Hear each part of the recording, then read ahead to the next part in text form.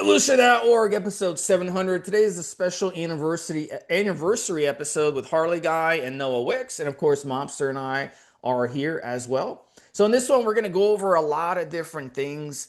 Noah and Harley are going to talk about some stories. They're going to talk about their favorite podcasts. We're going to go over the history of the podcast a little bit. Mobster is going to give some insights on different things. We're going to talk about some of the peptides and supplements that have really caught our eye over the past 6 months to a year. We got really a lot of stuff that we're going to talk about on this show. It's going to be really a fun show to celebrate the 700th episode. So first, to remind everyone, we are on Apple, we're on Spotify. Smash the like button, all that good stuff. Make sure you're subscribing, leaving comments. That helps the algorithms pick us up. So with that said, let's get started, Mobster. So why don't you talk about the evolution of the podcast from your Yes, perspective? yes. We joked in the pre-show, listeners, the evolution of evolutionary to sort of play on words. Look, the reality, and I'm going to ask Steve some of these questions, the reality of the internet and people trying to make their name on YouTube and iTunes and do vlogs and do podcasts is it's fucking hard work. It's really, really hard work.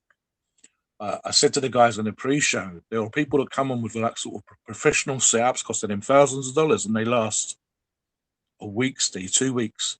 A buddy of mine has been doing one, I think, reviewing games, and Steve, he got like, I think, to 1,000 subscribers, and it took him 6 months. And I think you and I, across the multiple channels, and I say not just myself because the channels existed before I came on. Across the channels, we get millions of views on all the different channels, and my buddy's just, he's been doing it for 6 months, a year, and just now managed to get 1,000 subscribers. So the reality is, it's really, really hard work. I'm going to ask Steve in a minute, and I know that when the shows first started with number one, number two, Steve would have been on a learning process. The other host, the guests would have been in a learning process. And for you to get through that, and this is not just evolutionary, this is any podcast, it's really, really hard. One of the things that kind of fucks people up, I said this to Steve and the guys, is people kind of fake it. They use a kind of, we used to do this, guys. This is one of those old man bullshit kind of stories where you had your telephone voice and then your real voice. And comedy programs have made a joke about this. Some shows have done that. And the problem is, in this day and age, it needs to be real. It needs to be you talking the way you'd actually talk on these shows, I swear, because that's what I'm like in real life. This isn't my pretend American audience listening voice. The only thing I do is slow it down slightly because I'm a lot quicker talking than this in real life. You need to be real. So, Steve, talk about the early days. And I think we should all take a minute, and this is what this show's about, guys. The simple fact, I mean, just me and Steve together, I think 7 or 8 years. The simple fact that the evolutionary group of shows in this particular channel hitting 700 as a milestone is fucking amazing. It gives just an idea. I think Steve and I can easily do 3, 4 shows a week on the different channels that we do all fucking year for 6, 7, or 8 years that Steve and I have been doing this show. So to hit a milestone is huge. Talk about the very early days of putting out the first handful of shows, Steve. Yeah, and originally I was working with Canadian Coach Trevor, and that was the time where podcasts were just coming out in the fitness industry, and a lot of people wanted to start it. And it was a great idea, and it was a great way to add content to evolutionary.org. So what we did, we started the show from scratch, and the first few episodes we did were absolutely horrible. I mean, it was horrible. The audio was bad. Like, we were nervous. It was just a mess. So over time, we started to get better and better. And as we got better and better, we would start getting messages from people out there who were big in the industry who wanted to come on the show. And we had just about everybody hit us up back in the day. Um, we had guys hit us up and we'd schedule the podcast and they'd flake out. Then we'd reschedule them and they'd flake out again. So they never even got to come on. Some of these well-known guys. We've had other guys come on over the years who were both current and former professional bodybuilders. We had influencers. We had guys. Just about every guy on Instagram with at least 100,000 followers was hitting us up. They wanted to come on the show. So we really grew the show quickly. And one of the guys who came on the show was Frank Zane, who was a Mr. Olympia champion from back in the late 70s. What was it, like 1978 or 77? The year he won Yeah, he Mr. was a Olympia. two-time winner, and in fact, he was the bodybuilder, Steve, that Arnold came up against when he first came to the Yes. States and realized you need to be in condition. And he was called the Professor, I think. He was very, very lean and aesthetic. But Yes. yeah, carry on. Yeah, and I'm looking it up now. I just wanted to make sure, but he did win it in 77, 78, 79, and he got upset in 1980 when Arnold won it. So he was one of the guys that got really pissed off when Arnold won the competition in 1980 because he thought that Arnold just won it based on reputation. So I don't know the guy personally, but Frank Zane came on, and one of the funniest stories ever on our podcast history, and it was one of their earlier episodes, and it's hard to find today. I come across the video every now and then, but it's actually kind of a lost video. But you can find it on the internet if you really do some digging because it is still out there circulating. But during the podcast, Frank Zane he was just behaving like a cocky, rude person. And he wasn't giving us a lot of stuff on the interview. It was a very, very tough interview because he wasn't giving us a lot of knowledge. So we'd ask him a Steve, question. Steve, Yeah. can let me just ask you then, because it's probably what your gut feeling as well. Did he think, to put it crudely, his shit didn't smell? He thought he Well, was because, special. well, this And is what it you was. should Like treat him a certain way. every Yeah, time yeah. we'd ask him a question, he'd be like, "Oh, read my book." And so he wanted to sell. Came on the podcast, kind of he wanted us to promote his book more than really share knowledge. So he did drop some good nuggets during the podcast. But one of the things that happened in the podcast was just hilarious is during the podcast, Coach Trevor had an issue. I don't know if he had like ADHD or what, but he'd always during the podcast be looking at his phone or look away or get up. I'm not sure if he was checking someone knocked on his door or whatever. But during the podcast, he got up for a second, and I never knew what he did. Some people say that he was peeing during the podcast. He had to take a leak, so he peed like in a cup, so he has his pants down. So Trevor got up for a second. I don't know to do what, to put his pants on What or the to fuck? walk to the door and someone knocked on his door. I have no idea what he was doing. Maybe his Oh, phone rang God, in the yeah. background. And Frank Zane yelled at him. Frank Zane's like, "What are you doing? Sit back down." And Coach Trevor was like, "Okay, okay." And he sat back down. And I was just like, holy shit. And it's just like, dude, it's like Frank Zane. Who the fuck is this guy? This sounds like an old fart, wrinkly old fart. And like you would never even know it was a Mr. Olympia. Of course, in today's world, Frank Zane would have been laughed off stage for his physique in the late 70s. He wouldn't have never been Mr. Olympia today with his physique. But because, as you said, like you said, his shit don't stink. But I mean, it was just something really rude that Frank Zane did, in my I'm opinion. going to make an observation, Steve, and this is something else about shows lasting and shows being successful and having the length that we've managed to hit with the 700 shows. If you come on a show, and I'll use Frank as an example, let's imagine Frank decides to put a show, right? Back in the day, his book, his magazine articles would have sold because there was nothing else. And maybe because he was quite good with his knowledge, I won't necessarily say he was good at teaching you, but with his knowledge, you had zero fucking choice except to go by the book to learn what he was teaching you.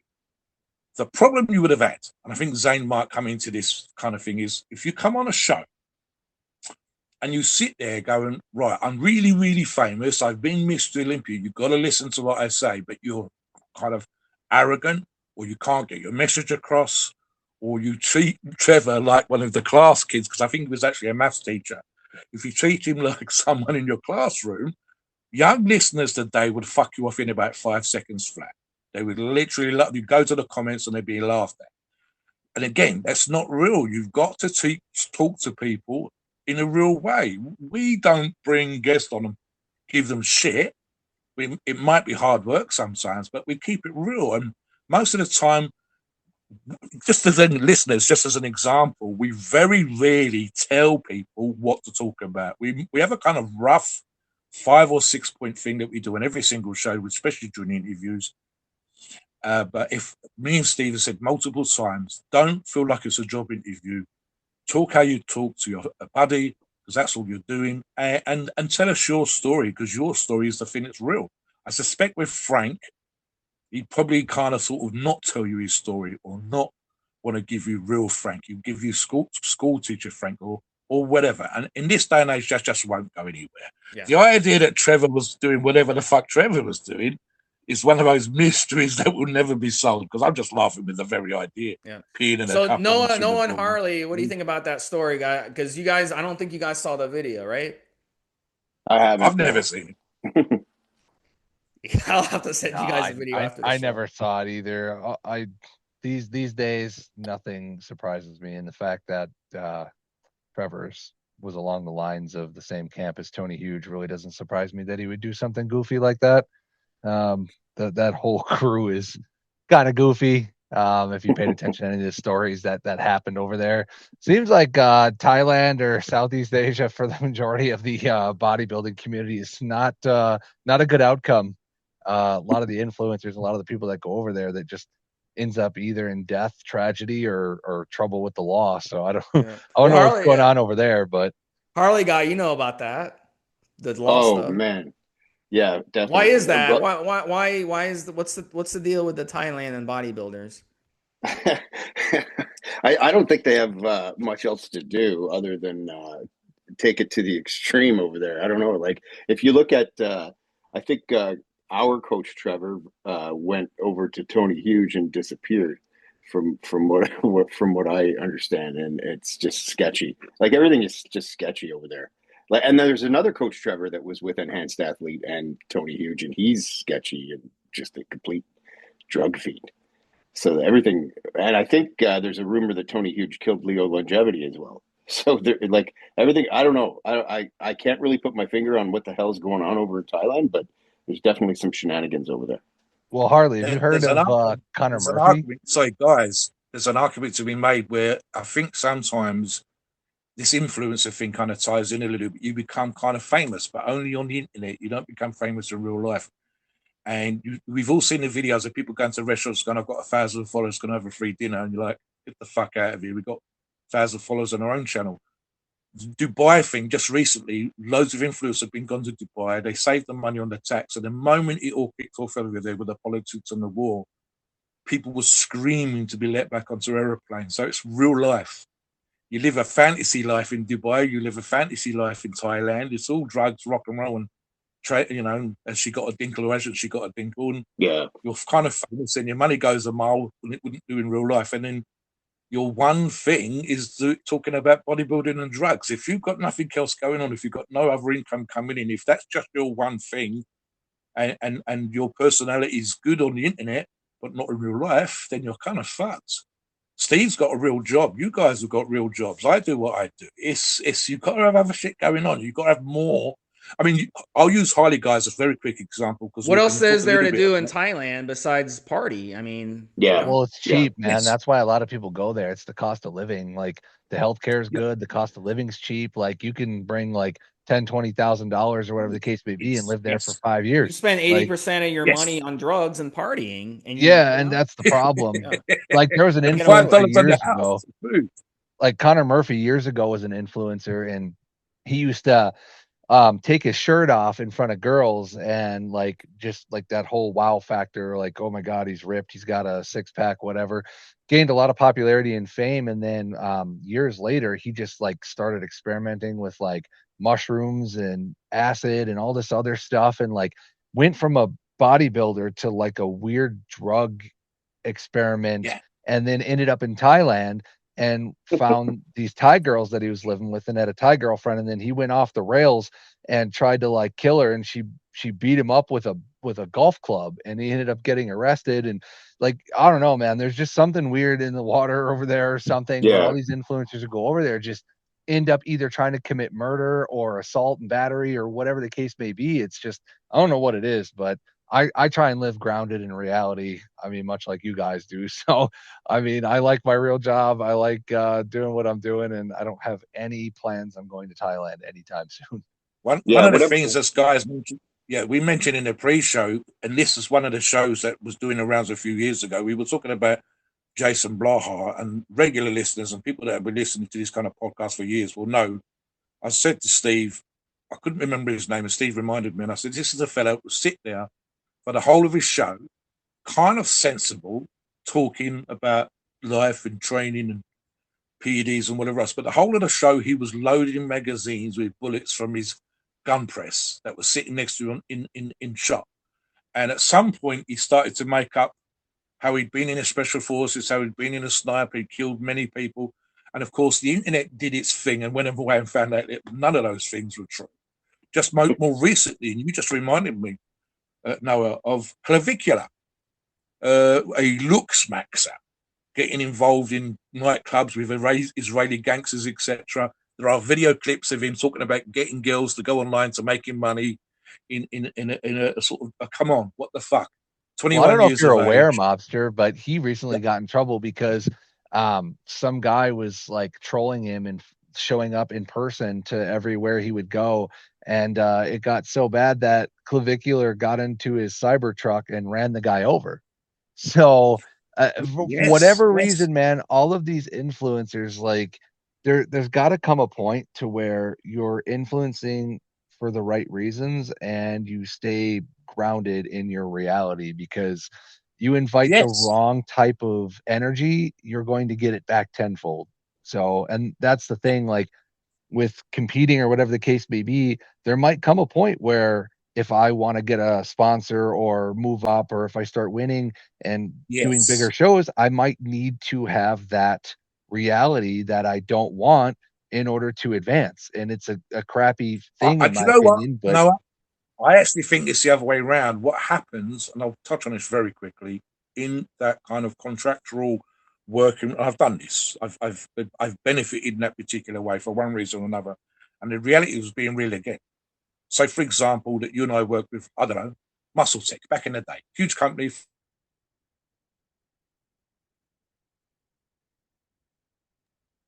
Did we lose you, Mobster? Yeah, Go we ahead. might have. Yeah, go ahead, Harley. I think we did. Yeah, Yeah, Harley hasn't really Yeah, Harley, said tell much, us and I want to about your know his thoughts on this opinion. before we move on. Go ahead. that's okay. I'm the quiet watcher in the corner, Yeah, just not this listening. time, pal. You're gonna start speaking up so we can get your perspective. I'm just fucking with you. We got Yeah, 2 hours, man. no, I mean, I agree. I think, well, I think that that's a good segue into why, in fact, the Evo podcast has stood the test of time. We're talking about people that see a quick buck and see some quick fame and jump ship and go over and just get crushed. Just get crushed. The Evo podcast reminds me of the movie Rocky. You know, he's got this trainer Mick, an old, disheveled looking guy that knows his shit and tells Rocky, just keep your head down, train, keep doing what you're doing, stick with the foundations, and everything will come. The fame will come, the money will come, and don't worry about it. And what happened in Rocky 3?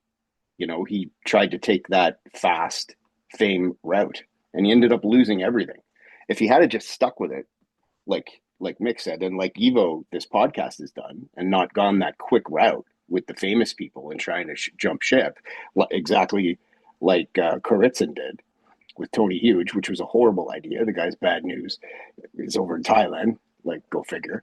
That just goes to show you, like you say, Noah, if you just stay grounded and stay focused on the good, and not have all your character flaws exposed by that quick buck, you're going to stand this test of time, and that's what's happened with this Evo podcast. Yeah. I think putting out good information is important. That's the thing about this Absolutely. podcast that's been good from the start. And one of the things that we wanted to talk about were favorite logs. So I want to hear both Noah and Harley, you guys' favorite logs, but I'll give you my favorite logs though in general.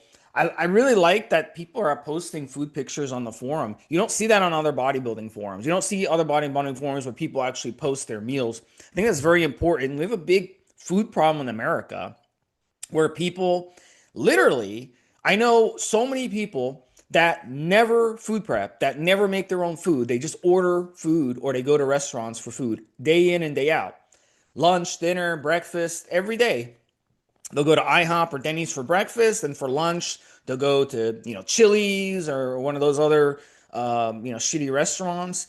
And then for dinner, they'll order in a pizza or they'll order Chinese food or whatever to get delivered to their house, or they'll do the Uber Eats or something. When you do that, you're constantly filling your body up with all these refined oils, the shitty ass, these condiments, the food that's been fake foods, all the salt's been, they add anti-caking agents to the salts and the marinades and all this shit. And they add the emulsifiers, which destroys your immune system. All this shit causes diabetes and cancer and heart disease and all this shit that all Americans have, and Canadians as well. Canadians are just as bad as the Americans when it comes to that. And at the end of the day, the food pictures are so crucial because it shows you there's so many delicious looking foods that you can be eating. So Mark has a really good log. Mark NV has a really good log where he shows food pictures. I put a lot of food pictures in my log as well. And there's been really a lot of good meals that have been posted, and I think that's very crucial to help people eat healthier. So Noah, I'll let Harley you start. Tell us your favorite logs or the type of logs that you really enjoy, and then Noah, let us know as well. Yeah. Well, being the type of mod I am, where I do help others with mental issues, spiritual stuff, but also obviously uh, steroid cycles, bodybuilding, physical aspects of their life. The favorite part of my logs are the ones that capture all of those aspects. The people that are open, honest, and willing to participate and trust Evo like they can, and just pretty much spew out their life. And I've seen that in a bunch of logs. One that comes to mind that I really like, and she's an Aussie, is She Shreds. I'm pretty sure that might ring a bell. Um, she was a female that came on from Australia that it was about I'm gonna guess 6 to 8 months ago, and she just puts out her feelings and like how she felt that day. I mean, she is so open, man. She talks about getting her period. She calls it Shark Week, which is hilarious to me. She explains all sorts of Aussie terms, like I just learned what piss fit means in Australia. That's like if you're in shape with drinking, so you get pissed. That's a term for drunk in Australia. If you're piss fit, it means that you can hammer down a 12 pack and still be fine. which is great. That's a good term to learn. And she's open about her relationships with men, how she feels. It's awesome. And I see that also in a lot of other logs, like Cat Dad Iron Man. I think you guys just interviewed him. He's law enforcement, just like I was, and he gets into how he's doing spiritually, how he's doing mentally, how he's doing physically, and keeps tabs on that in his log. I'm going to bring up two Canadians.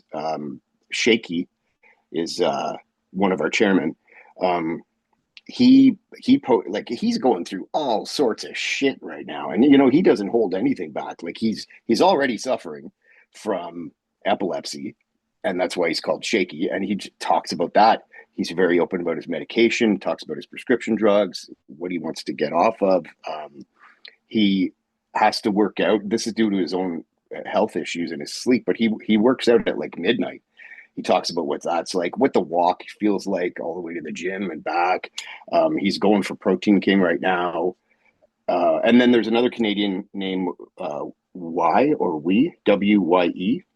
And I think his podcast just got posted. This guy, he's got a family, kids on the way, I believe. Yeah. And the guy is a workhorse, and he talks about how he will put in 12-hour days, come home, he's down in manholes, dealing with all sorts of physical issues, and then finds the time and he mans up and he still goes and trains. And then he talks about his sleep. He's waking up either with the kids or with his wife.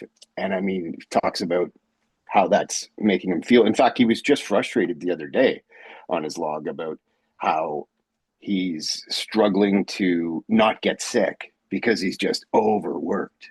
So there's some logs, and they're great, where you see that, the training is posted, the diet is posted, like you say, the food pics, and those are fantastic.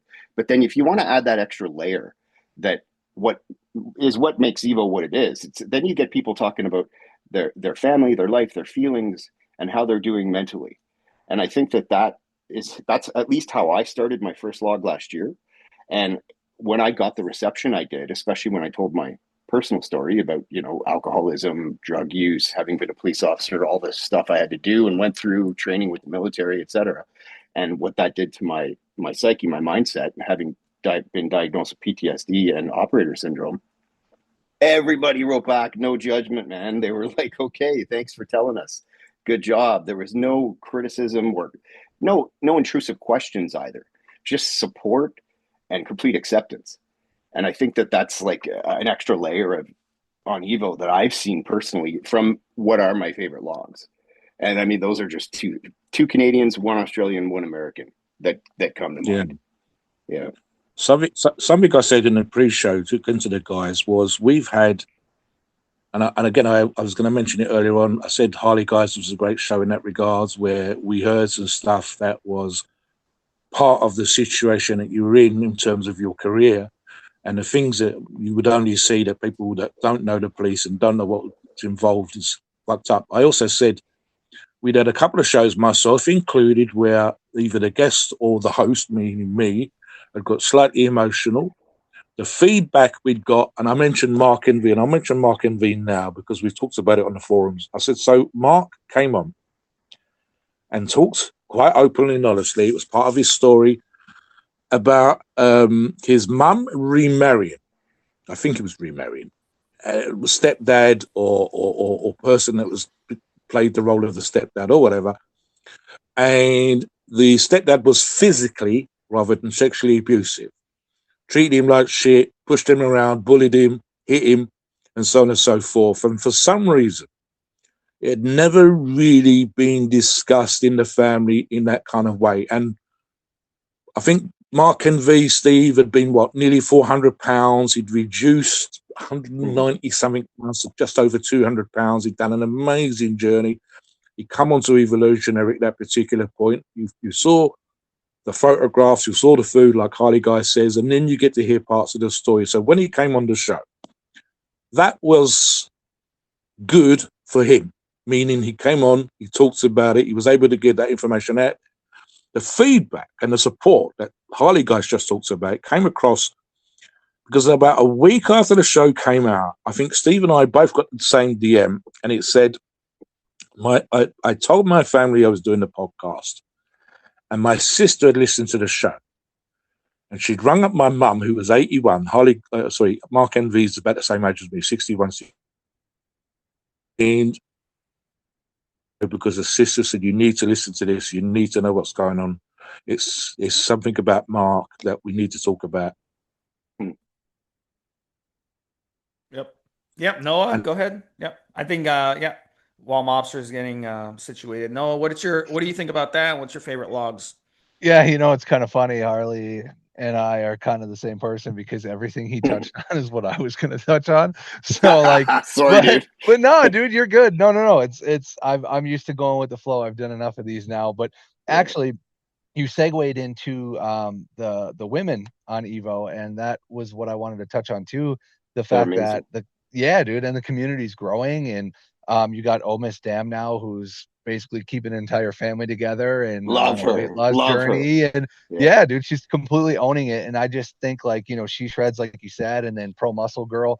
I just think that we have an awesome group of women, and I hope that that part of the community keeps growing because a lot of them are very knowledgeable. They're very hardworking. They're dedicated. They're a big part of the community. And I just wanted to give them a shout out and give them a little bit of praise and thank you for being part of the community and putting together some awesome logs. I think the ladies don't get enough attention because there's a vast majority of men on here compared to them. But the ones who are here, we appreciate them and respect them because they work hard as hell and they put a lot of time into their logs. So I would say that those three ladies, I definitely pay attention to their logs and what they have going on. And just to touch on Mark as well, Mark is an excellent human being, and I have a lot of love and respect for Mark. And he's been through a lot, kind of like I have, so I can understand what he's going through, especially with like the step parent thing and the abuse from my grandfather, stuff like that. So I completely understand and empathize with Mark, and I just want him to know that whatever happened in life doesn't define who he is today and where he's going to go in life. And he's just an awesome human being, and I'm totally in Mark's corner and rooting for him. And I think he's just a fantastic individual. And I'm so glad that he's part of the community because you have guys like Harley, me, you, and Mobster that could just rally around him and pull him out of whatever darkness he's going through. And that's kind of what I wanted to touch on with Evo. That's kind of why this place is unique. When Steve brought up other bodybuilding forums where you don't get food pics, you also don't get the love, respect, and admiration that you'll get like you do on Evo, where people will really come together and help you no matter what, with zero judgment. Because at the end of the day, everybody here realizes we're all just a little fucked up, and that's okay. Yep. Yeah, So and the women on Evo, no other bodybuilding forum treats women the way we do or respects women the way we do. In fact, many of the guys on our forum, they bring their wives and girlfriends to post logs on the forum because they know that.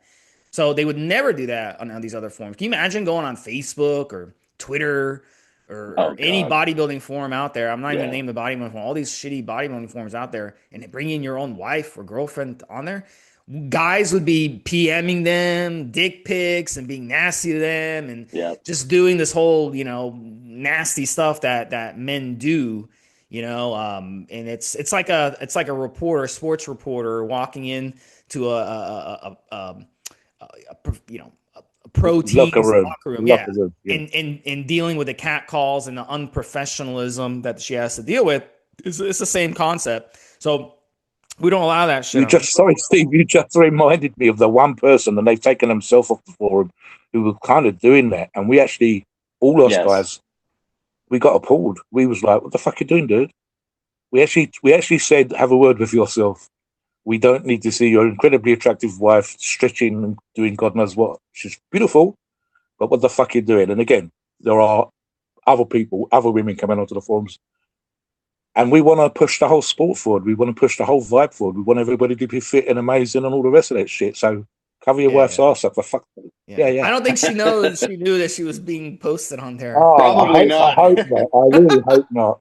Oh my god. It might have been a real kinky thing. Who knows? dude, you know what though? It's very nice, but we didn't need to see it. It's crazy, man. Like, I don't understand what it is. Maybe it's just because I don't bodybuild or work out for superficial reasons. Like, yeah, it's cool, I look better, but that's not where my mindset is. My mindset is, this is something that is incredibly difficult. It's incredibly hard. And I've been chasing this dream since I was young, but never had the confidence to go for it until I met the right people in the right community, being Evo, and then the right people locally and all the people that started to rally around me, which that's what makes Evo a beautiful thing, is you have this huge support structure of people. And I just don't understand why the fitness community in general has the biggest scumbags you will ever meet on the face of the planet. The ones who are good, like all of us here and the people in the Evo community who make fitness great, for all of us in this community, there's 10,000 more superficial scumbags that give us a bad name and make us look like we're just this toxic masculinity, like alpha, pump up our chest. It's all bullshit. Like, and I hope that these podcasts attract the right people to come onto Evo to see that there's a whole other side of fitness where there's dedicated people who are working hard and don't give a shit about the superficial part. They just have a goal and a dream and a mindset, and they want to be around like-minded people who want to achieve the same things. Yeah, it might be easier I think it's easier to grift people that way. That's what it is. Yeah, it's easy. I was just going to say, you guys, age-wise, myself, age-wise, the majority of guys on the forum, the majority of women on the forum, I think, and even these shows, Evolutionary, the shows and the forum itself, I think there's a certain level of maturity, and that helps. There's obviously going to be us moderators who have that kind of maturity, and if the moderators have the maturity, then we kind of help the younger guys to have it. We talk to the younger guys about not going on PEDs and waiting a little bit. We talk about fertility issues, and we do that kind of more than anything. And I think I was going to use you as an example, Noah. You've had people physically come up to you in the real world at the gym and see that you have changed physically. Maybe even that you're standing up straighter, you're sort of making more eye contact. And literally, as you become more confident, they noticed it. And then what's also happened, though, and again, you'll be a good example of this, we all are, you then start to put that information back out into the internet. Steve and I have talked about great mentors that we had at the beginning. And I think we mentor people and we encourage other people to mentor people, spreading it out, spreading it out, spreading it out. And that comes across really well, I think. Yep, good point. So let's get into peptides first, and then we'll talk about supplements a little bit, because I know Harley has a huge list of supplements. I know Noah does as well. But I want to talk to you guys, and this is really going to help a lot of people out there. Some of these peptides, and I'll start because I've been experimenting with a couple peptides that are very new, and I mentioned it in my log, and I also posted because we have a really good section on our forum called Community Research, and I made a community research thread, and I've been experimenting with a couple peptides. So let me start. And then I'll bring HarleyGuy first, then Noah to talk about the peptides that they've tried, because I know HarleyGuy's been really playing around with them as well. But the two that I've experimented recently, DSIP and Roborock came on the podcast and mentioned it. So I said, you know what, this stuff sounds good. Let me try it. So I've been running DSIP somewhere between 200 and 300 micrograms every other day or every third night before I go to sleep, about 30 minutes. And let me tell you something, this stuff is amazing. Like, I don't get woken up at night over noises when I take this stuff. It helps me sleep harder, and it helps me wake up more refreshed. But we've seen other guys on the forum say, you know what, it hasn't helped me. So I think to get the most out of it, you really have to dial in your sleep. You've got to really have everything, all your ducks in a row already with sleep. And then once you do, adding this peptide can really take your sleep to the next level. So I really credit this peptide. It's really, really helped me because I live a very, very rough lifestyle between my hobbies and between my training and stuff like that, where I really beat my body hard. So sleep is really the way my body's going to be able to repair itself. So this DSIP has been very impressive for me so far. The other one that's been very impressive is thymosin alpha 1. And this is another one that was brought to our attention, not just by Roborock, but also by Iron Rose, who came on the podcast as well, because she has an autoimmune disorder, and she's been helped a lot from TA1. And Roborock mentioned he had severe allergies, and he's been helped tremendously by TA1. Let me tell you something about this stuff. As someone who's allergic to dust, okay, and I live in a very dusty, climate, and dust is something that's bothered me for a long time. I have pets as well. And even if you're not allergic to pets, you could still, it's going to increase your allergies anyway. And dust mites is another thing that I'm very allergic to. So what happens with me when I'm sleeping at night, I tend to build up a lot of phlegm.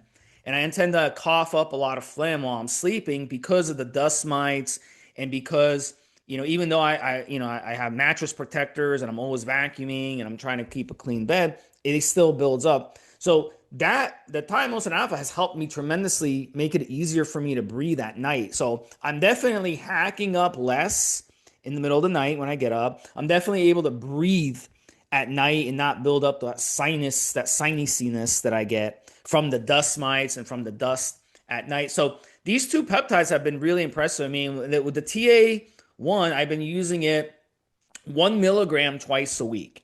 And that's been my protocol so far. So I really am impressed with those two peptides. So if you guys want to check those peptides out and give them a shot for either situation, it'd be something to experiment with. I'll bring in HarleyGuy. What are a couple peptides that you've been impressed with, that you've been experimenting with? And then I'll bring in Noah.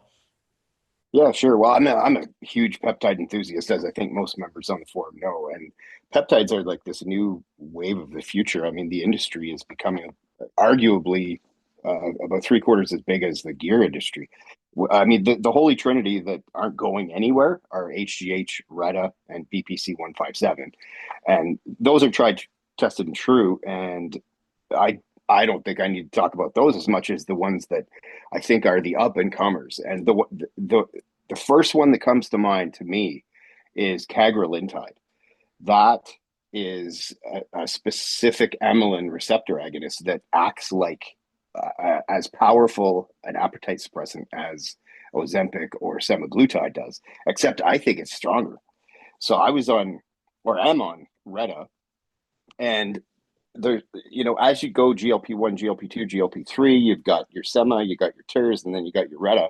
If you're on RETA, as you go up the 1, 2, 3, the RETA, which is a triple agonist, doesn't seem to suppress appetite as much as, for example, the sema or the TERS. So if you add in cagrelintide, to that, man, it just crushes my appetite. Like at 2 milligrams, like 1 milligram, the half-life is about 6 days. So right around that week point, you can sort of sense it coming back.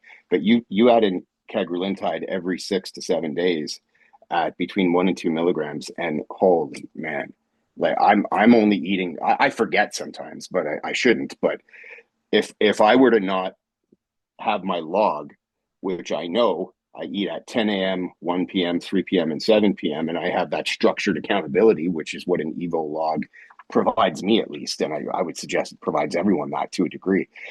I would forget to eat. I mean, it packs a punch, and there's community research megathread on it that Lev Butleroff authored, and it's working amazing for everyone. So that's one that I think a big up and comer. And then the clear winner for me is a toss up for number two. I would say between Mott C and the Glow or Clo stack. So you got Mott C, which is there's a huge community research thread on that, which went viral, and so did the SLU PP332 thread. Those are those mitochondrial optimizers that everybody's hopping on the bandwagon with. But then you got Glow, which is a combination of the BPC 157, TB500, and GHKCU. So you got your copper peptide and then your two healing peptides.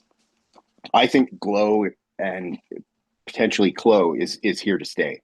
I don't think that's going anywhere, specifically because BPC 157 is approved, at least in the United States.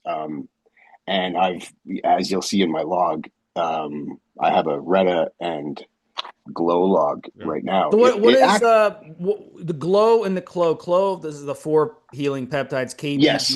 GHK, BPC, TB500. Glow Correct. doesn't have the KPC. The KPV. So who would choose the Glow versus the Clo? What situation would you choose Glow over Clo or vice versa? Well, the Clo, you get the KPV peptide, so it's honestly a cost issue. Like if you wanted to order KPV, that's fine, but you're going to pay a boatload when you can just pay a little bit more and get all the benefits of all four. So is the Glow more for skin benefits, where the Clo is more for healing, or would you say a little bit of both? The Clo is going to give you some added gut health and anti-inflammatory effects. So it'll calm inflammation and it'll help in the digestive tract. So you already have slow gastric emptying if you're on Retta as well. But if you aren't, then it's probably good to go with Clo, because you want that sort of it's been used to treat irritable inflammatory bowel disease and leaky gut, quote unquote. So if you add Clo, then you get that additional digestive tract assistance along with the Glow. Okay. Yeah. Noah, what are some peptides have you been experimenting with over the past 6 months to a year that you want to share? Yeah, I mean, you guys kind of hit on some of the ones that I use, but just briefly why they've been beneficial for me. I've been really kind of focusing on mitochondrial health, and that being a big one and a big primary driver for me. So I've been using a lot of Mott C, just mainly because it's kind of interesting, like the studied for fat loss and endurance capabilities, energy production, which also can improve insulin sensitivity, and it can activate cellular energy pathways. So I'll segue into the last peptide after and kind of touch on why I have that in combination with what I'm doing. Harley mentioned TB and BPC. The thing about those that I love, they kind of do the same thing, but when you put them in combination together in the same vial and run them, I've noticed in my experience more accelerated healing, better feeling in my joints, my tendons. And actually, I bring that up because I tweaked my side delt when I was incline benching somehow. I don't know how or why, but within 3 days of running probably 500 microgram combo of both together, I have zero pain now, like completely gone. And how much? It hurt about 500 micrograms of each? Just total. So, because it's a combo vial, so 500 Okay. micrograms total of TB and BPC together. And did you inject it into the injury or just in your stomach? Yep, right into the side delt. right where the injury. So I know you could just kind of inject into the stomach if you want, and it will work its way through the body. But I am a firm believer that whatever area is injured, go directly into that injured area. And It just Yes. what size needle were you using? just a 29 gauge, half inch. Okay. And you were getting Nothing. trying to get it in deep or kind Yep. of Yeah. okay. So I don't have a lot of fat on my side delts, or really kind of like in the shoulder area, upper delt area. So for me, like just using a half inch 29 gauge, it's the least invasive method. It's still like the peptide being with backwater in it. It's easy to pull into the syringe, into a U100 insulin syringe.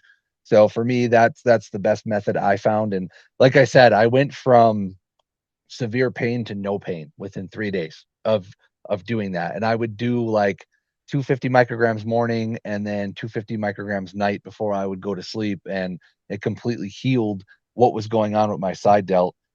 So that's why I'm a huge believer in those. And I know that there's probably like Chloe and all that. Do you That's like to come on use in the the scene. blend I itself do. instead of using I them do. separate? And you see I that do. it seems to work better? Yeah, the blend for me seems to work better in my experience, and it seems to work faster. Now that could just be placebo, but in my experience from using them separate along the way to Yeah. now only wanting to use a combo, to me the combo seems to accelerate healing. Have you tried the Clo yet or no? I haven't, and I kind of would like to at some Yeah. point, but TB and BPC combo has been working so well for me. Why change something that's not broken is kind of my perspective. Like this to me makes logical sense to stick with what I'm doing. As much as I like to experiment with different peptides and compounds, it has to be right place, right time. Like if this stops working, then I'll explore other pathways and avenues. But for the time being, since it works, there's no point in switching it. So So during fishing season, my shoulder really started aggravating me again. Just imagine, having to throw, these huge rods, surf fishing into 20 mhm. mile an hour winds. So BPC really, I believe, saved my ass. I started hammering my shoulder with BPC. I was doing about 500 micrograms every day or every other day, and it saved my shoulder. I don't know where I would be without the BPC. So this stuff is amazing. So I recommend guys out there, if you're dealing with like an injury, it's really, really, really gonna be a great tool to try. I mean, I wish I had this stuff a long time ago. But this is like as Harley said, these peptides are really amazing. So finish that your thought on that, Noah, and then tell us any peptides that you plan on using down the line in the future. Yeah, so with what I also have going on, I've been experimenting with SLU PP332, just mainly for the exercise mimicking boost that I get along with the And how does that? mitochondrial boost. How is that different than GW or SR? You use those, right? Yeah, oh, I've used those So extensively so over the so is it years. better than those, or is it? How does it compare? Well, in my experience so far, they feel kind of similar in a lot of ways. Like I've Yes. noticed the same benefit from GW that I get with SLU, but in my experience, I can run way less SLU a week than GW. Okay. So what's your So protocol with SLU then? so SLU, I just do 2 milligrams a day, 7 days a week. I Mhm. was on 1 milligram every day just to kind of test the waters, because I'm more of a run things low at first, see how I respond, see how I feel, kind of monitor like BP, heart rate, like mental stuff. I'm Yeah. very meticulous when it comes to every facet of how Yeah. I feel mentally and physically Are you before I taking it upload. ahead of your workout or cardio or Yeah, anytime? so I take it fasted in the morning as soon as I wake up. So I'll drink a glass of water and then Mhm. I'll just have the Because the SLU. funny thing is with GW, a lot of people, including me sometimes, it can upset your stomach because you're taking something orally into your stomach. So being able to inject something instead of having to orally take it, then going and working out. How many people you take the GW or you take the SR, right? And then you go work out and you get nauseous. You feel like you want to throw up, because there's something in your stomach your body wants to get rid of. But like with the SLU, you inject it, right? And it's not causing any type of nausea or anything, right? Yep, So you can it's inject it and completely just go free from fucking all that. run 5 miles, bust, and it won't fuck you up. The Well, GW, yeah. Go ahead. the thing is, like a lot of people say that they don't like really experience anything, but I've noticed like when I take SLU, I just get this like small burst of like energy of where like I got to go do something. Like I want to physically go do something, or Yeah, whether that's same. running, cardio, or working out. The minute that stuff hits, which is very quick for me. I don't know about you, Harley, but for me, like Yeah. within like And minutes of have you guys Yeah, tested your heart rates when you've taken SLU? Because it's because like GW doesn't increase your heart rate; it decreases your heart rate. So you're able to go. You can go and hammer a sprint, and your heart rate, your maximum heart rate will be improved, not not like taking a stimulant. You take a stimulant, you'll hit your maximum heart rate quicker. It'll slow you down. So have you tested that out with the SLU? Because the GW I know does that for sure. I haven't tested it out, but just from like taking You it get more maybe a couple endurance. minutes, Yeah. yeah, like I could You know it's do doing it. an hour of cardio, and I remember taking it and just I felt like I wasn't even affected. Like I could have did like 3-4 hours of cardio, Okay. and I So it think I sounds would have like this been. stuff is making GW obsolete. Do you agree with this, Harley? I Or I don't you, know, Noah? man. Yeah, You think so? I like the metabolic function of SLU, including the side effect profile. I actually found the first couple weeks I took it, my face got flushed. So it's almost like I was blushing all day. So it's either increasing my heart rate or How much were you it's taking between 1 and 2 milligrams. a day? Yeah, Okay. yeah, Would you yeah. say, would you guys say that you could take it? Because are you injecting or taking the oral form? Because I know there's an oral form too.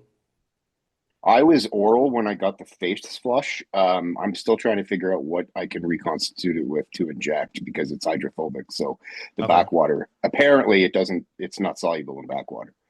Oh, okay. No, you're taking the oral then. Yeah. Yes. So what? Yes. So And what they I didn't did. upset your stomach. No, I've Nope. never. Nope. I've had an iron stomach, Okay. dude. That I doesn't bother me. gotcha. But what I do I'm is, following you now. and Okay. I know Mobster and you guys did a podcast on this, and you're gonna fight me on my bro science here. But I like to take all of my stuff sublingual, and the SLU, the tabs are so small that they literally dissolve within seconds. So Yeah. I just like it that way. And I don't know, it just gives me peace of mind, even if the science says otherwise. But I will say, I don't think GW is obsolete for this reason, and it's a No, biased one. I will admit that. I want to it run. can't be obsolete. It's just that we have more in our armory and more Yeah. information and accessibility than we've ever had. So it's just Well, another I tool. want to Yeah, run absolutely. GW with SLU in combination during a hard cut to see when the calories are low, when my energy is low, to see if by implementing 20 milligrams a day pre-workout of GW along with SLU, if it will give me the endurance and the energy and the drive to keep going versus not using those. So I want to run an experiment and just do 1 to 2 milligrams a day of SLU 7 days a week and 20 milligrams of GW 7 days a week. Yeah. And I want to run them for 4 weeks. And I just kind of want to see if it actually will make my body, one, look better, two, keep my body operating at the highest level and burning fat. Because as you know, getting down to 5% is not easy. And I've never achieved that before. So I'm trying to throw what Yeah. logically makes sense to get there. And I want to see if that Yeah. combo is beneficial or harmful. Have you used the GLP ones, Noah? Oh yeah, I've been on Okay. tirzepatide for probably 3 or 4 months now. Just 2 milligrams a week, Hmm. just a And very that's low not standard dose. is that helping you cut fat or no? Yeah, I mean, I lost between 35 and 40 pounds in three Okay. months. So it's working for you, yeah. Okay. Yeah. So what I'm doing now currently is I'm kind of holding because, and we'll get into like the competition part later if we have time, but I don't want to lose too much mass too fast. I don't want to be too flat too quick and then have to reverse diet and go back up. So I've been kind Yeah. of holding weight What a at. problem to have, right? You're like, I don't want to lose it too fast on Yeah. tirzepatide. We'll do it at Nah. 220. I'm like around 15% body fat, and it's the perfect time to cycle if I'm going to try and make Yeah. that show in October. That So just shows I, you how we're cheating with all these compounds. It's just like we don't want to lose too much body fat. We don't want to get too yeah, greedy. first world problems, Steve. Yeah, you Uh, know, right? Like if we had all these things Bodybuilders back in problems, weightlifting Lobster's day, problems. yeah. Yeah, back in Frank yeah. Zane's days, if they had all these compounds, could you imagine? Oh my God. You know, To be honest with you, Steve, given Frank's reputation, I suspect Frank would have been all over it. He's just been shit and telling you about it. yeah, Well, he he told claimed he Guys, himself he's a wasn't. chemist for a reason, even though he bullshits Steve and and I have lies done a about few not of these running. shows, Steve. Steve and I have done a few of these shows on these peptides, and one of the things I think I said was, because we've had a few peptide people come on and explain stuff to us, and the GLPs especially, Steve, I actually think I said at the end of one show, I sounded like a salesman because I was converted. I think I was like a new religious fanatic. I'd gone from old school, get your basics right, stop fucking around, blah, blah, blah, blah, blah, sublingual shit, yada, yada, yada, to, wow, look at the stuff that's coming out from these scientists. Look at the way that the scientists are thinking. Look at what's available to us. And again, young listeners especially, I've used this phrase multiple times. You've never read it so good. Steroids are as cheap as they've ever been on a real value for price that's spent, etc., percentage of your wage, your income. You've never had access to information like we're doing on these shows and talking about it. The community research is literally the forum members collectively and in a structured way putting together. It's not an individual specific response, but a piece of information that's presented in a way that can benefit every person reading. You've never had that before. I think Evolutionary is probably unique in that regards. And then we ask people the right kind of questions to get the right kind of response, rather than just, yeah, it works for me, bro. I've fucking never been so late. No. We come on and we talk about the whys and wherefores. That is never been done in all of the history of bodybuilding that I'm aware of. One or two people had all the fucking information and everybody else had shit. Or one or two people had information access to the university data and theses and essays and dissertations, and now we've all got it. And then we come on these shows and talk about the kind of information the way you guys have just discussed it as well. That's amazing. No, I agree. And I actually wanted to touch on this before we move on. I wanted to ask Harley this. What's your take on oxytocin? Because I have limited experience with it, and I stopped running it after a couple weeks, just mainly because I kind of fucked up and started at 100 micrograms, thinking like, oh yeah, that's a low dose, I dude. remember that. Yeah, I felt high as a kite, dude. Yeah. It's It was the not feel good good. hormone. They say after No. a woman has sex, that's what rises in her body. Yeah, The Steve. Well, let's oxytocin. just say I felt like I was smoking some indica. Like, like I just had this complete body buzz and body high, and like I was completely relaxed. And but man, dude, like that stuff is probably the most potent peptide I have ever used Wow. because No the kidding, man. minute I injected that 100 micrograms, I had a raging headache worse than what like a Oh. Cialis or like those type of medications, because the ED drugs, right? They Yeah. are prone to bad headaches. That stuff gave me such a wicked headache, Oh, and wow. then yeah, it was bad, man. Like from my body felt good, but my head How felt like much I were had you a trying to migraine. inject? 100 micrograms. And you did how much? I just did 100 micrograms for Oh, like the first week. Yeah, but so how much were you but supposed to do? I don't even know what it said. Like the dose Okay. was supposed to be between 100 micrograms and 500 micrograms. But what I failed to realize is you're supposed to start very low You're at supposed like to a start low. 15 to Okay. 20 microgram Oh, limit. okay. But I'm so used to most peptides being around that higher threshold that I was like, well, fuck it. Like, and yeah, completely wrong idea. But That is a good point though. You should start these peptides lower, especially like these GLP-1s. Otherwise, you'll run into issues. But yeah, go ahead, Harley. Yep. Oh, I was just going to ask him if he felt like running out and hugging a tree because it's one of those peptides that is responsible for social bonding, and like yeah, I'm the not a love. habitual tree hugger, man. But yeah, Yeah, I was just yeah. saying with that. It started off as a uterine contraction peptide for during labor for women, and it also triggers breast milk to come in. So that's the origin of it. But in terms of why we might use it, it's yeah, it's like Noah said. It's good in the brain. It binds to oxytocin receptors, which are actually responsible for that feeling of being social and acceptance and love and all that good stuff, which is, I think, why most people take it. But it can also be a pain modulator as well. So that it's used in pain management. And oddly enough, I have PTSD, as most people know, and operator syndrome. It can be used in PTSD, in autism, and mental health. So it's been researched as an anxiolytic in some studies. So I mean, it's got all sorts of uses. Just anything that will bind to the oxytocin receptor and help with the brain's ability to just feel calmer and I suppose increase your general state of well-being is going So to be have you important. used it a lot, Harley? No, I never Oh, have. I'm okay. afraid So to. Noah's the only guy to, huh? Dude, I'm telling Yeah. you, man, I went out on a limb, and Now I'm I'm telling you, afraid. if it wasn't for that wicked headache, like it was worse Yeah. than ED drugs. Like when I started taking those Damn. for pumps in the gym, like it was way worse than that, man. And like it could just be So how me. should Maybe other someone people don't use think it, that. Noah? If they want to play around with it, how should someone I do would it? Like say start with 50. 10 to 15 micrograms, maybe, Oh and wow. then well, just to assess your tolerance first, because Yeah. I even dropped down to 50 and I still got the headache. So I've So only say that on the what do you side of guys think caution. causes the headache then? Is I it don't the know. blood flow? Harley might know more than me about this, Let, but let, let me have a quick stab Might at be a this, guys. I'm thinking one would be vasorestrictor. sorry. What do you naturally produce? You literally, if we had 10 men in a line, what would be subject 1 through subject 10's natural oxytocin levels? How loved up are they? that's Are they that interesting. kind of Yeah. person? That'd be number one. Number two, I had the same thing with ED. I think the first time I had legit, the nurse I was dating got me 4 Viagra pills and literally had the tinted vision and headache. And it's the one and only time.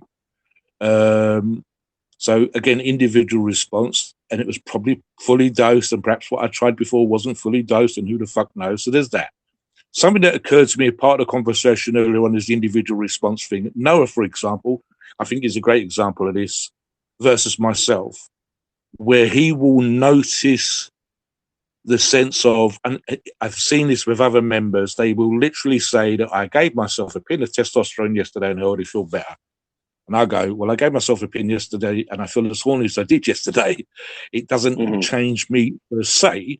I do have a better idea from being on TRT and I said I didn't think TRT was going to make a difference to me, and it did, but I'm not one of those people that changes maybe mood-wise or testosterone sensitivity from one day to the next, but other people are, and Noah is fitter and leaner than I am. So his response would be, or should be, just on those 2 indicators alone, those two numbers, if you like, slightly different from mine, and therefore his response should be different. So it's that kind of stuff. So again, it might, and also the other thing, Stephen, it might just literally be, because you and I have discussed this before, nature. And we say, so there's receptors in the brain that are responding to this So this chemical, is to what this I've heard. hormone, to this peptide. I posted And this That I in can it's talk about. just I, literally like a light switch going on that control panel. So, yeah, so whoa, this is a lot more of this than I'm used to. this And is the what the brain likes it. NIH says, and you guys out there listening you guys can comment on this. It says oxytocin can trigger headaches primarily through water intoxication called hyponatremia or by causing rapid vascular changes. So if you guys want to comment on that, what do you guys think about that? Well, I It's could a tell Yeah, you. that's an ED thing right there, isn't it, Well, Steve? The so blood here's the dilation thing. of vessels or speaking of vessels. When I had the sides, I'll give you the ones that I personally experienced. Headache, drowsiness, flushing or warmth. Like my body felt extremely hot. Like almost like when you have a fever. Like it felt like I had a fever, even though I didn't. Like my body was just hot and would start to sweat. And then I also did experience the increased heart rate and minor palpitations when I did that. Mm-hmm. Mm-hmm. And there's more risks that are included. So I primarily, when I'm not on cycle, just overall, I've had very low blood pressure. I've always been like 115/60. I have historically low blood pressure. It's always been that way. And so this oxytocin can actually lower your blood pressure, which that could have also attributed to what I was feeling with my side effects, knowing that my blood pressure is just historically low to begin with. But Dilating the blood vessels. yeah, and it did cause pretty bad anxiety for me as well, which is also another side effect. So if you're prone to anxiety or So what was the reason overstimulation, for taking it then? well, because I wanted that feel good rest and relaxation. So I wanted something to Yeah. take either pre-workout or before bed because But if it's a lot causing of, anxiety, then what's the benefit? well, I didn't know I'd get anxiety until I took it, Steve. No, that's what I'm So saying. even sorry, guys, So you even don't the anxiety. recommend it, is what I'm saying. Yeah, well, Steve, I'm Steve, in, just as an sorry, Noah, just as an example, we know guys that have anxiety attacks when they've had a single pin given to them by a nurse in a hospital or doctor in a hospital, and it's literally their emotional / physical response to something that in and of itself doesn't have that effect. So literally what Noah might have also been getting was the other effects then set off his anxiety. So it's not the thing itself that's doing the anxiety, it's the sensation of the Yes. other side correct, effects correct, that give you the Yes. correct. anxiety. So Because we I've have to run be plenty of careful different. when we say these things that we're not saying, oh, it gives Mobster, me anxiety. No, Mobster would be the a other great stuff doctor. does You it. go to the doctor for something. Yeah, He's you like, have to Dude, listen, think it's like that. not You the have to medicine ask I'm these giving you things. that's Yeah. the problem. It's this other well, Yeah, no, but issue. dude, we've honestly, done it before, Steve. I've literally, Go home. I've given people, I've given buddies TRT injections, and this is ironic, right? Every single time I've ever done a buddy's TRT injection, I think maybe half a dozen times when I've been asked, it's been the easiest fucking injection they've ever had. They never bleed. I think maybe once with a tiny drop of blood. And it's easier for me to inject someone else than it is myself. So it's weird. And I'm like that. I won't say nervous, but slightly more tense when I'm doing it to myself. And we're all very aware because we train, because we work out, because we talk about these things on a regular basis. Especially, we have a certain level of self-awareness. We go, am I tensed or relaxed? Noah wants to sleep better of a night time, but instantly gets his side effects, the headache. Oh, that sets off his anxiety. The anxiety is then not a thing in of itself. It's a response to something else. So we have to ask these questions because 99 users might not get that effect. It might just be Noah or one in 100, Well, that's whatever. why So we, we're that's a talking great about it. Yeah. point. yeah, Yeah, and that's a great absolutely. Yeah, point. of course. Yeah. Well, because like for me, right? Like I've heard and I've seen guys run before a workout because, like I said, it's that feel good hormone. It releases those endorphins, the pleasure receptors, all of that stuff in your brain. So think about it. If you're already passionate and love what you do, and then you introduce a peptide that increases those functionalities, you would have a killer workout. Or since it relaxes you, you might be able to fall asleep and just relax better. And those were kind of my ideas behind it. Was either I was going to try it for pre-workout or for resting and better sleep. But it just so happens that that's one of the few peptides I just don't get along with because for me, it is extremely strong emotionally. And then it also triggers all of those other side Yes. effects. I can tell you I why, was too. gonna joke and said you go around the gym cuddling everybody, and that young lady at reception's getting the glad on. No, that is not me, man. Because I've injected plenty of different compounds before and stick 1-inch needles in my thigh, and that doesn't give me anxiety. It's just that one peptide. But I wanted to hear what Harley had to say because he was going to bring something up about it. Oh well, it just you guys all got me thinking about it. Now that I'm focused on this peptide and what I can remember from it, I know that it pulses in men only a couple times a day in very small amounts, probably the nanogram type amount. So I think you hammered yourself pretty good with 500 micrograms. Jeez. And I can tell you one thing I do remember is that you might get a couple pulses a day as a male, but if you did want extra pulses of it, I know that it happens, like I said, during physical touch, bonding, hugging, stuff like that. However, you will get the biggest spike in a male during orgasm. So, when you're what are they called? Your vas deferens are moving the semen out, and you're actually having an orgasm, your oxytocin just spikes. It So shoots through the I roof. would have had a heart speak, attack, dude. I would have had a heart attack if I would have tried. Well, that's like, what I'm thinking now. That's why your heart rate went up. You were flushed. You were anxious. Like it's yeah, because You were dude, it having was multiple bad. orgasms at the same time. He needed to Dude, let one rip. I've had plenty of Can you those and imagine? they've never felt like that before. I can tell you right now. But dude, honestly, like I was sitting on my bed trying to like not freak out. Like I was just like, Yeah. stay calm, stay You're relaxed, giving don't yourself freak a out. panic attack. So Dude, guys, for real, like I'm that's what was reminded of happening. have you ever seen that story? And it's supposed to be genuinely true. There's a woman who has 100 orgasms a day, and she's like literally. I'm guessing her oxytocin's like fuck. There's some chemical thing in her brain, I saw and her interview. and of course the headline makes for a great story. You go, oh Jesus Christ, why is that a problem? But in reality, she can't go to the shops. She can't drive to the shops. She can't walk around the park and look at the ducks because she'll be every 5 fucking minutes, and it's like weird. So she's having this. I'm guessing That's horrible. oxytocin spikes 100 times a day that she's on the cusp, and Jeez. that's Oh just my like ends up God. being a It reminds disability. So me, yeah. yeah. So let's get into the supplements. I'm gonna start with Harley because your supplement list is impressive. You got like over 30 supplements, and that doesn't even count the supplements within a supplement. Like you're taking N2 Right. Guard, for example, and it's got like 40 ingredients, and I'm not even counting that. So what is a supplement on here that's been really impressive to you that you've been playing around with that you're like, man, more people should be using this shit? I mean, I got, like you say, I got to go with, if I had to pick one, I'd have to go with N2 Guard because it's just an all-in-one stack, right? And I get that off need to build muscle.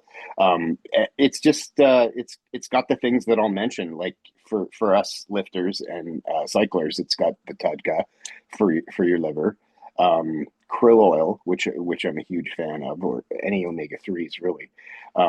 Those are your staples, I think. It's got the whole vitamin lineup that you'll need: vitamin C, vitamin D, and then on my and N2 Guard has this too, and that's the berberine, NAC. I take that. Taurine, that's important, especially for guys running orals that are, if you're going to be prone to the lower back pumps, calf pumps, issues like that. Um, the other weird ones that I threw in is just, and I think you even mentioned this in my log, like the fact that I had heart issues back in 2021. Yeah. And having said all that, my ejection fraction is now completely in remission. Like my heart is good to go. I don't even have left ventricle issues or anything like that. My ejection fraction is like 55%. So I'm healthy as an ox, like, thank God. However, I don't want to mess around. So I had a baby aspirin, resveratrol, spirulina. I'll throw cinnamon in for glucose metabolism. Berberine is good for that. ALA. I'm trying to. I could go look at them all. I got them all stacked. But ubiquinol. That's another one. That's a derivative of CoQ10, which a lot of guys will run. The biopiperine is good for absorption of almost everything. And then there's the digestive aids, and those have been a game changer for me too. Um, Off the top of my head, I can't think of many others. Oh yeah, and then I got this weird bee stuff from bees. It's royal jelly and bee propolis, and that's good antiviral, anti-inflammatory stuff. If you're ever sick, you just make sure and get that in with your black elderberry, vitamin C, vitamin D, and if you already have it on board, then you're already at a good spot to fight off stuff if it Mm-hmm. comes up. And I haven't been sick, and I can't remember the last time. Is there a supplement that you're planning on adding in the future, or is this basically the protocol that you plan on sticking with? I have I've added at least 10 since my first log early last year. But the one I did just add was the potassium gluconate, 200 milligrams a day, just because that was just under the low range on my last blood work. So I added that. What do I want to add? I can't really think of. I mean, there's a million others. Yeah. There's NMN. There's all sorts of crazy stuff you can add. But I have there's probably a peptide I have. Like there's some stuff I was going to add, but the peptides actually are a much better route Yeah. for I think the peptides really go along. So Noah, really quick, any supplements that you're planning on adding, or any supplements that have impressed you that you've tried over the past year that you want to Well, share? first Or no? off, my $1,000,000 question is, how do you not throw up with all Oh, the? dude, you know what? I mean, Like the answer isn't going to make me look good, but because I was an opiate addict when I was on my big binge with oh, Percocets. he's snorting uh, them. That's what it is. That's the secret, no, guys. Put it up the no, nasal cavity. I ended up having to snort them, but I could swallow about 30 of those at once, no Jesus problem. Christ. So these big horse pills, no, like I could take about 30 of them. That's how I taught my stepson Dude, how to that's swallow his wild. Hey, medication. who would have known Yeah. that that'd come out to be a benefit later in life? Pros Yeah. and cons, man. Us recovered addicts, we end up with mad skills, man. Hell yeah, dude. Very resourceful. Um, Yes. I will say there's only 3 that I want to really touch on that I like, and especially for guys that are running gear. Nattokinase is one that I like. That's fermented Japanese soybean. So it's good for supporting your circulation, your cardiovascular health, and the big benefit is it breaks down fibrin involved in blood clotting. So that is a big one, man. Like it could take the fibrin and slowly dissolve it and break it down to clear your arteries. So like plaque and stuff doesn't build up in the arteries as quick, and it can help minimize all of that. So nattokinase is a big one. I don't know if people sleep on that, or it just came on the scene a couple of years ago where doctors started talking about it, but I'm a firm believer in that. Another one I like is red yeast rice extract. So that's a fermented rice supplement. And that compound is similar to statin medications, but doesn't come with all the side effects that a statin would typically come with. And it's good to help lower your LDL cholesterol, and it supports heart health. So that's another one that's in my stack. And then because of where I live in the Midwest and the lack of sunlight in the winters, I'm a big believer in vitamin D3 plus K2. So that's a good combination for bone strength, calcium absorption, your heart health. And it properly puts the calcium in the body instead of building up in the arteries, which is absolutely critical to not take just regular calcium or vitamin D3, because it will eventually over time build up in your arteries and go to the wrong places. So having that K2 in there is beneficial for it being a carrier to put that calcium in the proper spots. So, and I also take N2 Guard and cinnamon, like Harley said. I take 1,000 milligrams of vitamin C a day. I use just the standard green supplements that has the everything that Harley was talking about, all different benefits just to kind of add. But those three are probably my big ones on top of N2 Guard that I take daily. That's good. Yeah. So let's move on, guys. Let's talk about interviewing people versus online gurus. And I want to talk, HarleyGuy was talking about this on the pre-show a little bit, and then I'll let Noah to comment on it. But what were you saying on the pre-show about that, Harley? Oh, just that they're my favorite podcasts to listen to by far. And that's not a knock at you guys. You get your podcasts where you discuss all sorts of topics from oral, injectable. Some of my favorite ones where it's just you and Mobster are the stuff about like should I hide my steroid use from my spouse? Yeah. Or stuff like that. Like, I mean, those types of podcasts. Like, I mean, you could Google equipoise and get a ton of stuff. I mean, and you're, you know what I mean? But then you get onto the podcast with you and Mobster, Steve, and there's some very specific issues that you don't really see. You might get it on Reddit, but it's a bunch of bollocks, as Mobster would say. Yeah, it's a bit random. Yeah, absolutely, yeah. But I Do mean, you know what, guys? And I think Steve would agree with me on this one. We try to do those kind of shows as an educational, like the community research, as a kind of reference point. The reason why the other shows, and I touched on this myself at the beginning and on the pre-show, have proved so fucking popular. Again, it's the real stuff and the real experiences and the real life and people overcoming. Listen, right? I've been around the game a very long time in the magazines. And so the magazines would make a big deal about Joe. Joe was a skinny young fella and he had 12-inch twig arms, blah, blah, blah. And Joe wants to be a champion. And of course, Uncle Joe, Weeder, brings him on and teaches him all the stuff with the magazines. And young Joe becomes a bodybuilding champion. And sometimes that was real, wasn't overdone. What we're doing is we're having real people with real responses, with real reactions, like Noah's story about his responses, etc. And listeners identify with that. The other stuff is literally like page 14 out of the Bodybuilding Britannica Encyclopedia of Equipoise or whatever. Yes. The only thing that Steve and I try to do is keep it real. We reference sometimes studies and stuff, but we try to explain it in a way that's actually fucking useful and not just us blowing smoke up people's asses to show how clever we are. Because I don't even think of myself as a steroid guru. I just think of myself as a person that asks the questions. Steve's way, way better than I am with the technical side of estrogen and testosterone and stuff. But talk about the difference between interviewing regular people and versus online gurus. Because let me touch on that. And the guys can talk about that as well. I mean, look, right? Steve and I never met. We would literally live thousands of miles apart. The guys that we're talking to on the show right now are thousands of miles apart from Steve, never mind me. Hundreds, if not thousands of miles away. and yet we react and respond. If the analogy I've given, and hopefully the guys will appreciate this, to bring them back in. I said that Steve and I, we sometimes play silly insofar as we are the two Joes that are actually both experts talking about a pro-American football match.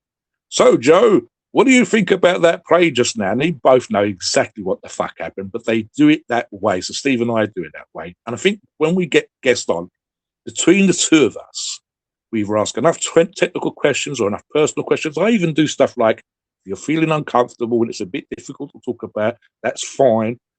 And as I said in the pre-show and then at the beginning of the show, we will send them a message and say it's just three bros talking. So talk a little bit about how we come across and maybe how that helps people, guys. Go ahead, Noah.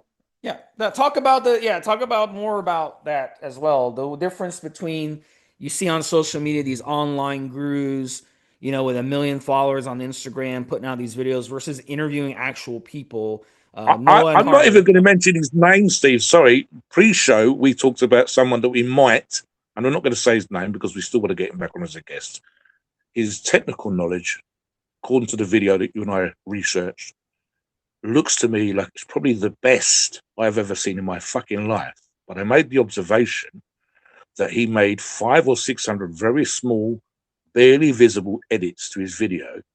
And he strikes me, and this is just maybe a good example of what we're talking about, the difference between being amazingly technical or really up on the influencer thing versus actually being able to tell people stuff they need to know in an honest and useful man-to-man, three bros talking, four bros talking kind of way. So again, guys, what's your thoughts on that and how that comes across maybe on Evolutionary versus, say, other shows and influencers stuff? Well, personally, the thing that is more striking than anything is when you talk to real people, you get real answers. You get real experiences. You get real world life results. Nobody here is trying to get views on YouTube or views on Instagram or try to slime somebody out of the money that they worked hard to earn. So the major difference is you'll get more candid responses because there's that level of anonymity, right? Like we're all behind a screen, although like you've seen me, I've seen you guys, like to the viewer, there's more of like, this is just an average Joe with a dream and a goal, and he's speaking from experience. He's not going to blow smoke up my ass. He's not going to try and sell me something or some latest program on, oh, your chest is small, stop bench pressing. Like, you see all this stuff all the time on YouTube with these friggin' fake people who are like, oh, got skinny arms, stop doing bicep curls. Oh, you got a small chest, it's because you're barbell benching. Like you just, that's all it is clickbait syndrome now. And it's all about what you're doing wrong instead of what you're doing right. And it just implies this negativity that no matter what you do these days, somebody on the internet is always going to tell you you're wrong, or you're not doing this properly, or you're fat because of this, or you're small because of that. When in reality, 99% of those influencers are on gear like we are, but the difference between us and them, we'll tell you we're on gear. We'll tell you what we're doing. We log everything publicly. Let me give you one example. One example, Noah. This just came up in the last couple of days. Sure. Greg we'll say everybody says his name, including me. Yeah, put out a video. Yes, Doucette. He put out a video responding to Mitch Hooper's Enhanced Games stack. And Greg's headline was, Mitch Hooper's going to die. So someone asked him over the weekend. It's not even anything crazy. Like No, exactly.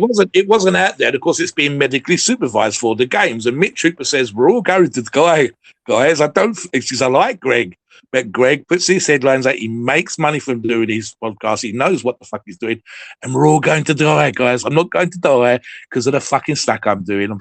So I know why Greg's done what he's doing, but we're all going to die. Greg's going to die. I'm going to die. You guys are going to die. There's no getting away from it. And it's a headline, right? Like, yeah, exactly. It's a headline. The implication is it's going to die because he's doing halo testing at 100 milligrams for the first time in his fucking life. Get the fuck. No, of course he isn't. He's still alive, and he did 400 and I could tell you, 470 kilos at the weekend. Mobster, from my experience since cycling started for me in 2023, I've had extensive blood work and I've had imaging done on my heart and all this other stuff. Yeah. My heart is in perfect shape. My like all my blood You're work, fine. yeah, You're dude, fine. I'm completely Yeah. fine. Like, but here's the Yeah. thing, right? Like, when do we go from being fine and being in control to being out of control and not fine? Like, there's that fine line. Like, let's be real here. Gear, obviously not good for you, but there's a million different things in life, including our food, water, air, everything that's not good for you. Ask HarleyGuy. Noah, listen, all joking aside, guys, HarleyGuy has died and been resuscitated.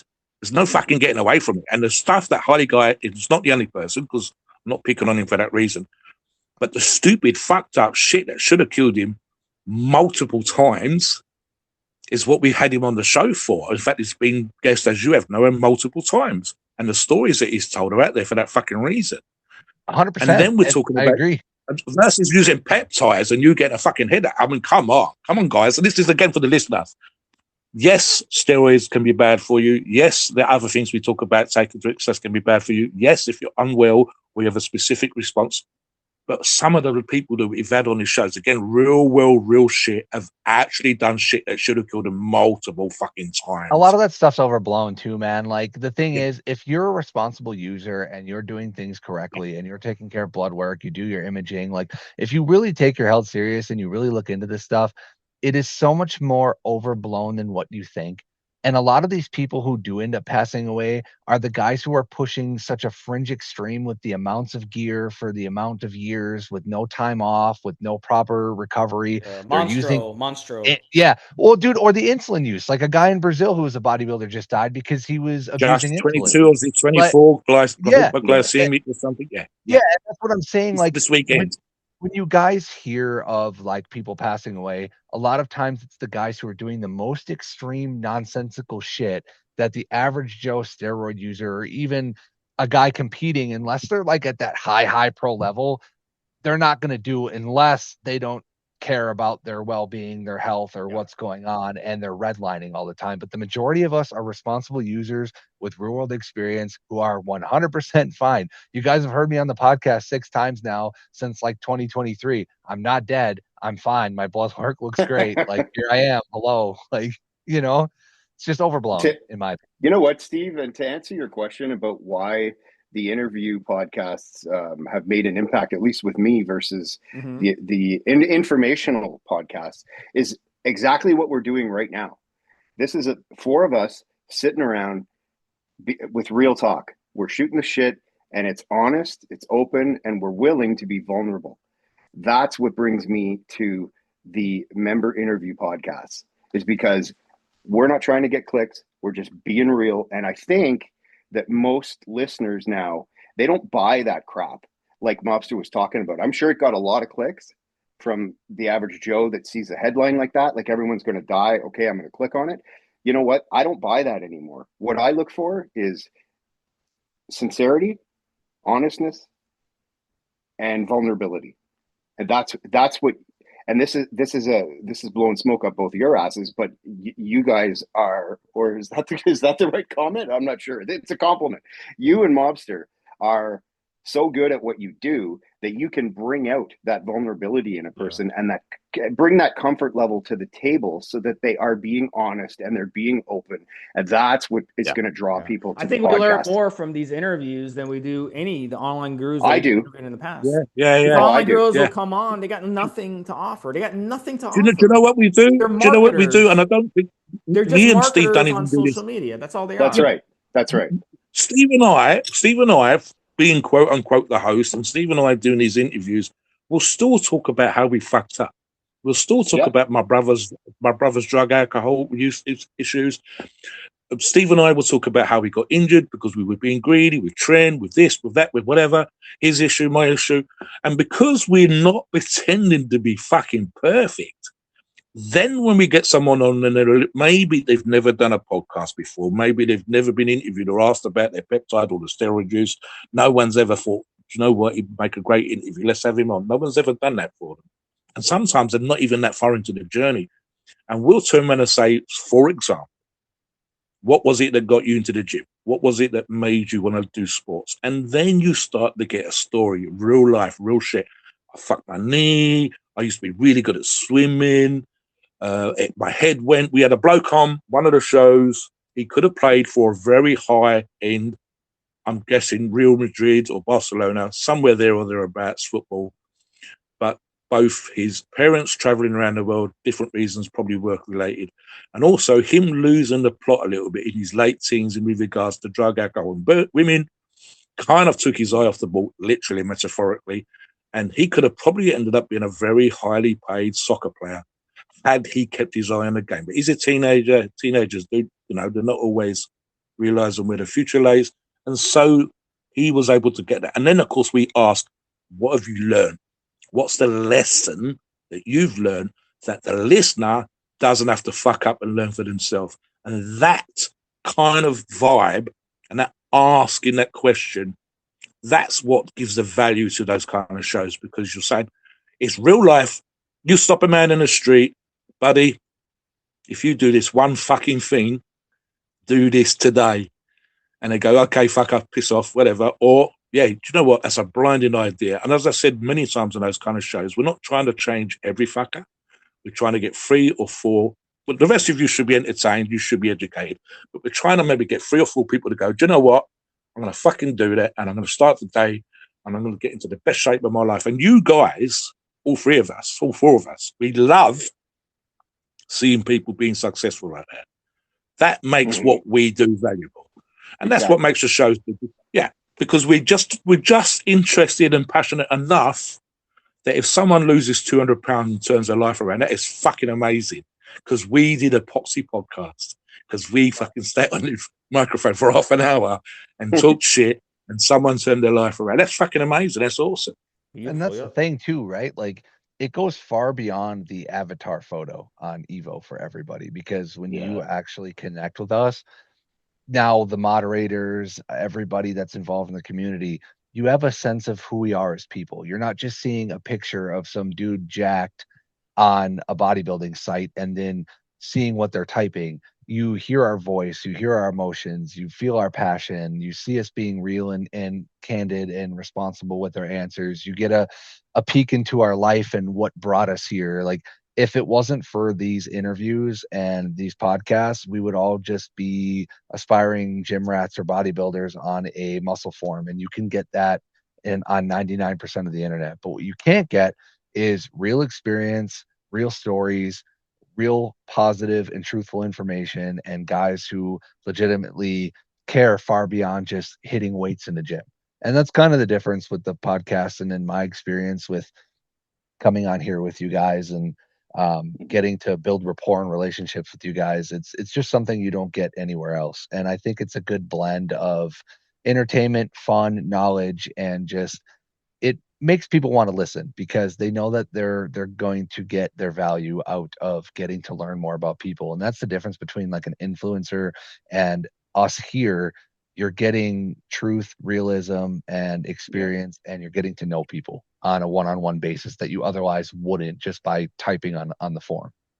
Yeah, for sure. So let's get into stories. And one of the best stories that HarleyGuy told us on I think it was the first or second time he came on the podcast, was the headless story about the driver. And that was an intense story. That was a great Halloween story. I told that Halloween story to so many people. I freaked them out. 2 stories. Oh my God. Yep. I asked, I'll introduce this, Steve. I knew the job that HarleyGuy had done in the past, and I, for my sins, in a completely different role, had worked for the British Metropolitan Police in London. So I knew, look, there are certain experiences that occasionally happen in those situations that Joe Public doesn't get to hear. I hate the police. They gave me a fucking parking ticket. I hate the police because they gave me a speeding ticket. I hate the police because they stopped me for not wearing my seatbelt. And then I said, look, HarleyGuy, there's going to be situations and times in your fucking career, and the example we gave was 15 minutes after he started. He hadn't even finished putting his fucking boots on. That was the hand in the bag story. Yeah. But we also got him to tell the headless one, because this is literally HarleyGuy's on a patrol, and they're on the way to a traffic accident, and then you get this call over the radio. So tell the story again for listeners. Yeah, that one was a doozy, man. And you know what's funny? And I'll just preface the story with this.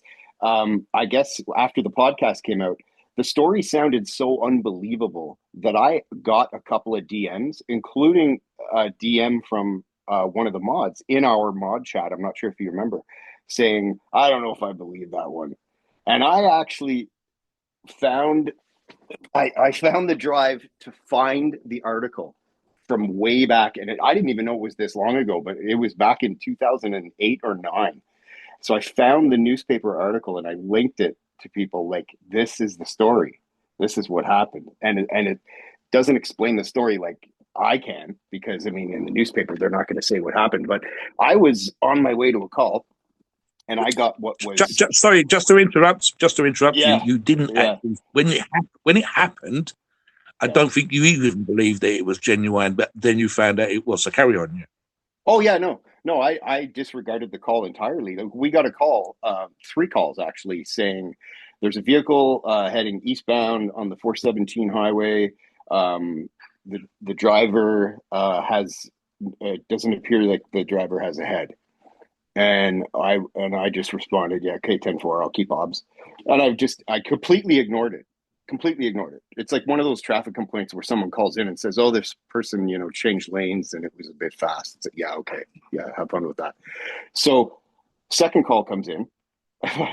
There's a person driving the car and it's slowing down, not sure why, and the driver doesn't appear to have a head. I'm like, okay. So I start actually sort of heading that way. Third call comes in.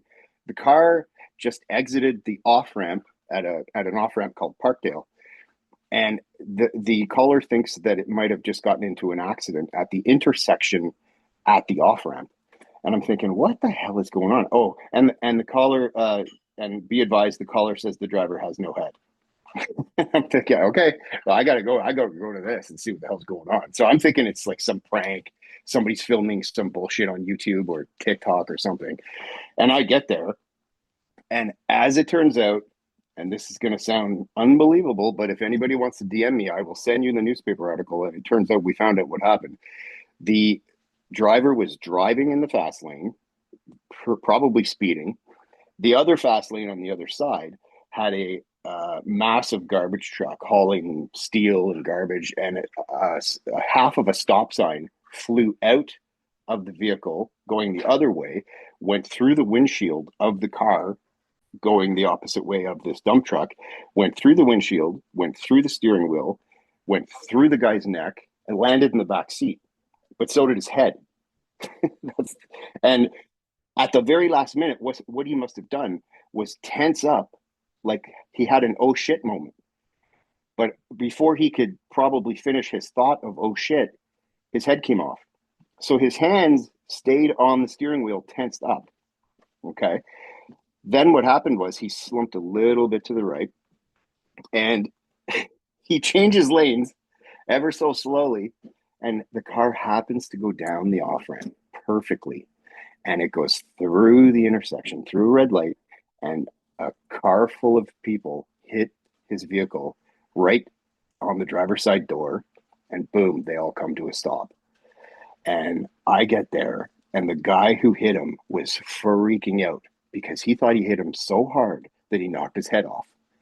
And I had to tell this guy, like, no, I'm sure that's not what happened. Like, don't worry, we're going to figure this out. And I look in and I see what you've seen in every single horror movie, but it's for real. I mean, you can see the spine. You can see this beautifully clean cut neck. Like Now I see shaved. why you have PTSD after that. Yeah. Well, at the time, you know what's funny is at the time you go through these things, they're funny, but it's not for years later that you start having flashbacks about stuff. You don't realize what it does, right? So anyway, I look in the back seat, and oh, there he is, staring up at the sky, eyeballs wide open, and he actually had a look on his face, which is freaky, man. And the car, and I think I mentioned this in my first podcast, it looked like the movie Pulp Fiction when he accidentally shot Marvin's face off. Oh yeah. Yeah, We get you cleaner. remember that? Yeah. Yeah, the back of the car looked like Yeah. that, and Fuck. so of course my partner gets there, and I had to crack a joke. It's that black humor. I'm like, look, I'm not Yeah, on you have brain to. You detail. have to. You have to. Yeah, I'm not on brain detail here. Like, I'm not cleaning that up, you know. Mm. And the worst part was having to go tell his family. But Yes. actually, I think that's what actually screws me up more, those next to kin notifications, Yeah. having to tell the family, Yeah, because he was those at. are real hard. I wonder Yeah, what would real have hard for happened police officers. if he had self-driving, like a self-driving car, and he was Oh, driving, he'll arrive and, at home. He'll arrive at home. and it would have Right. pulled, it would have went home, and he would have Yeah, arrived pulled at up his into the drive, driveway. into the Oh garage. my Yeah. Oh Hilarious. God! my It god, would have that's pulled. It gonna would have happen in the pulled in. future. It would have Yeah, Oh pulled in story mate, like all that's gonna nice and happen. tidy, Oh my and gosh. the car would have parked. I He mean, would have sat there. Oh my God! so But yeah, Steve and I have discussed. Steve and I have discussed, just as an example for the listeners again, what makes a great guest, what makes for great stories and stuff like that. And we've the opposite. I mean, Frank Zane was a good example with the opposite. And I'm not going to mention this person's name, but we had someone on the show, and there was one word answers. I was just trying to get into the whole, what does it feel like being able to do the thing that you're able to do to the level that you're able to do? Because hardly anybody in the forum can do what you're doing. I know what I think, I know how I feel when I'm doing what I'm doing, and some of the shit I do is kind of to a high level and has been in the past. We've had Mhm. guys that compete. What's it like being on stage? And what you want is someone, say for example, Noah, right? Talking about going on stage. What's that going to feel like? I've been on stage, not as a bodybuilder, but to lift weights for a bodybuilding audience as part of the entertainment. I'm presenting later this year. I'm actually sponsoring a class. So the idea is I come out and I present the award to the winner. That's going to be a little bit different because I never thought about that when I started lifting. So you want to be able to explain those things and wow, it's really hot under those lights. And I was very nervous, but I spent 16 weeks getting ready. You want all of that. And we had a person come on who's very good bench presser. And I think they'd done 200 kilos, which is 440 pounds for 12 reps. And I was like, oh, that's fucking amazing. How did that feel? It was all right. Excuse me. Steve and I try not to have on-air gaps in the conversation should flow like it's done today. We shouldn't have pauses. And we literally paused 3 or 4 times during the show because we thought he was going to say more. And then Steve and I were sort of jumping to the gap together, trying to fill this airspace, this dead air vibe. That happened a few times. And that's happened maybe 2-3 times over the 700 plus shows that we've done, these shows and other shows, 2 or 3 Yeah, times. that's okay. Everybody has a It different is, personality, you know? of course, exactly. It's going to yeah. happen. It's Some real people life, aren't good but it is, on the podcast. yes, more than the other way around. Absolutely. Maybe one in, No. like I said, in the 1,000 plus shows, I can think of 3 examples. The other 997 have been on point, Yep. no problem whatsoever. Yeah. Yeah, so Noah's got a story. Noah, why don't you tell us a story? I'll tell you 2 short stories Shoot. that both happened at work. So hunting is big around here, especially in the fall where I live, and a lot of hunters like to dump the carcasses of deer in actual big trash bins behind businesses because they have no consideration for people. So I'm taking trash out Jesus. one day. Yeah, many years ago, I'm taking trash out, and I open the bin and I see this doe just sitting in there, just full on doe, just a deer. So I got the bright idea to scare one of my coworkers. So I go back in, I grab some gloves, put some gloves on, and I grab the doe by the legs, and I position it to where the legs are on the other side of the dumpster, hanging over the dumpster, and the head is popped out. So, and it's one of those dumpsters where you got to flip the lid open to open it. So you couldn't see it because it's got a little bit of a hump. So there's enough room to where I could put the head and the legs a little bit over without it being seen until you flip it open. So then this poor girl, I asked her to go outside if she can finish taking the trash out for me. And she's like, yeah, no problem. That's fine. So I'm like, yeah, just leave the back door open. It's nighttime. That way, like it's in the back alley. Like that way we can kind of hear if something's wrong or whatever, keep an eye on you, make sure you're safe. So she goes out to take that bag out. And then I just hear this blood curdling scream. And she just runs past me back into the building and out the front door into her car. And she's just terrified. And I'm laughing my ass off like an asshole. and I can't stop hysterically laughing. And then people were like, "Why are you laughing?" I'm like, "Go check the dumpster."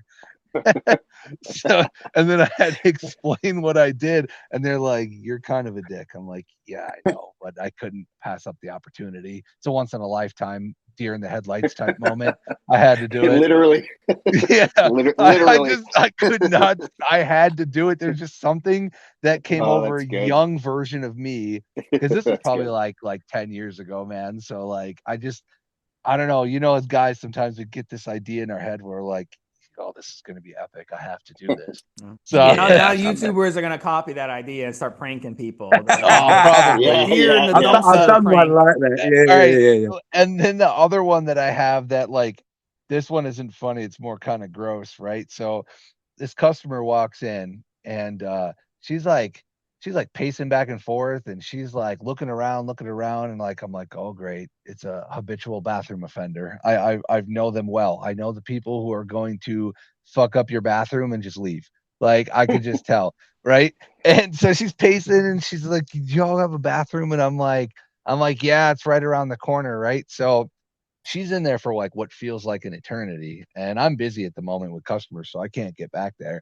And so I'm working, she's in there for like maybe a half hour, whatever, and then she leaves, doesn't even say anything. So I'm like already expecting the worst, right?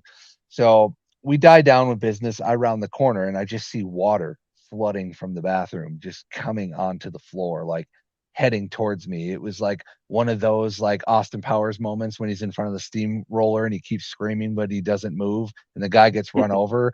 That's what it felt like. So I'm like ankle deep in water, and I open the bathroom, and whatever unholy massacre that happened in that toilet, like it looked Oh like something out man. of a horror movie, dude. And like the worst part about it is I had to unclog that toilet and clean it. But on top Oh of my that, god. her used underwear was floating in the water on the bathroom floor. Come on, dude. Yeah, Oh dude. man. The things Oh. that, yeah, dude, it Was was she bad, good man. looking or was she like ugly? That wouldn't even have mattered. I wouldn't have touched Yeah, that shit Steve, if, Steve, that's just gross, bro. That makes a yeah, dude. difference. Like, That like, makes a difference to oh me. man. it, Yeah, it, yeah. it, ma- it makes Well, it okay if she was hot. yeah. One man's trash is another man's You could have treasure. asked her out Yeah. afterwards, if she was hot, right? You'd be like, look, hey, you just messed up my bathroom. You got to go Good, out. Dude, it's good so pickup line. bad, man. Like, and like, that's not even the worst part. Like, even somebody I know who works in retail, like, it happens to them all the time. And like, the worst one to them was this lady was like looking at clothes, and then all of a sudden, like, she asked for a bathroom, and all you see on the floor is just drops of shit leading from the retail section by the clothes rack to the She needs bathroom. KPV. Dude, it She was needs some. so bad. And then like my friend was like, I almost quit that day because there was shit all over the walls, there was shit on the toilet, there was shit on the floor. Like it was like The Exorcist when she starts throwing up everywhere. That's what that bathroom looked like. That just shows you how bad the American diet is. Like that Oh, it just we, There shows you you how go. fucking inconsiderate people are. Like if I you're mean, gonna shit it's yourself, do it in your own time, not well, on if you go to a mine. sporting event, it's just amazing how many people take shits during a football game. You can't take a shit before work. I mean, before No. the game or after the game. You have to take a shit during the game. Hey You pay all Steve, this money to go to a game. You got to take a shit during the game and stink here's a up the good one locker room. for you. Since you were talking about diet, did you know McDonald's rolled out a monthly food subscription now? Monthly food system. Wow, I Oh, didn't hear about that You one. could that's get just free fries wrong. for a month if you subscribe to their food program. Hey, that's another subscription fee for people, right? Yeah, I just wanted to let you know if Oh, you weren't up on Man. the up to no. date I knowledge. think if I ever McDonald's. ate that shit today, the way my diet's been, I would end up like that woman. Like it'd be like so bad. Oh Like yeah. there'd be a So me line too. going. Me Yeah. too. It Yeah. would like go Yeah. right through 100%. me. Yeah. So let's move on to what else we got on here. Let's see. What are some of the other things? Let's talk about threads that are funny. And Harley, who talked on the pre-show about that, and Noah, if you have any as well, threads on the forum that have been funny over these. You mentioned the toilet paper story. Yeah. Another one that I thought that cracked me up because it lasted like months. It was, and this guy was dead serious, and it got all technical. Like the title of it was "Can I snort my Anavar?" and he just left it at that. And so I'm sure it got a million clicks. And so when you load it up, he's arguing about, and Mobster just gave it to this guy because that was one of the funniest parts. Is he was serious. He says, "I'd rather hurt my nose than my organs," and wouldn't it be more better bioavailable to?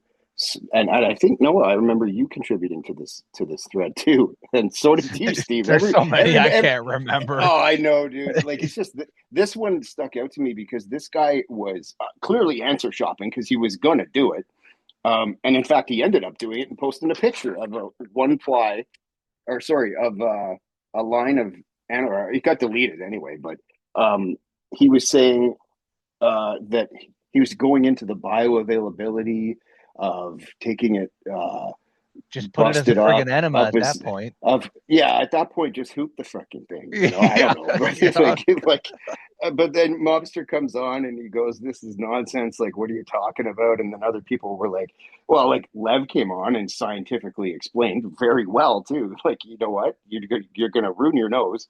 The bioavailability isn't the same. Like, don't do this."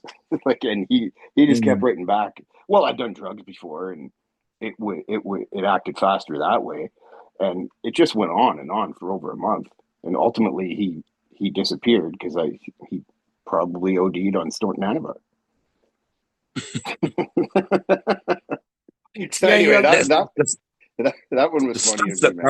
We haven't had this on the forums, but just as an example, this is one for alcoholics everywhere. Apparently, you can absorb alcohol quicker through the mucous membranes in your arse. Yes. Then literally with a I forgot what it's called now, like right a douche or whatever pocket, the baby.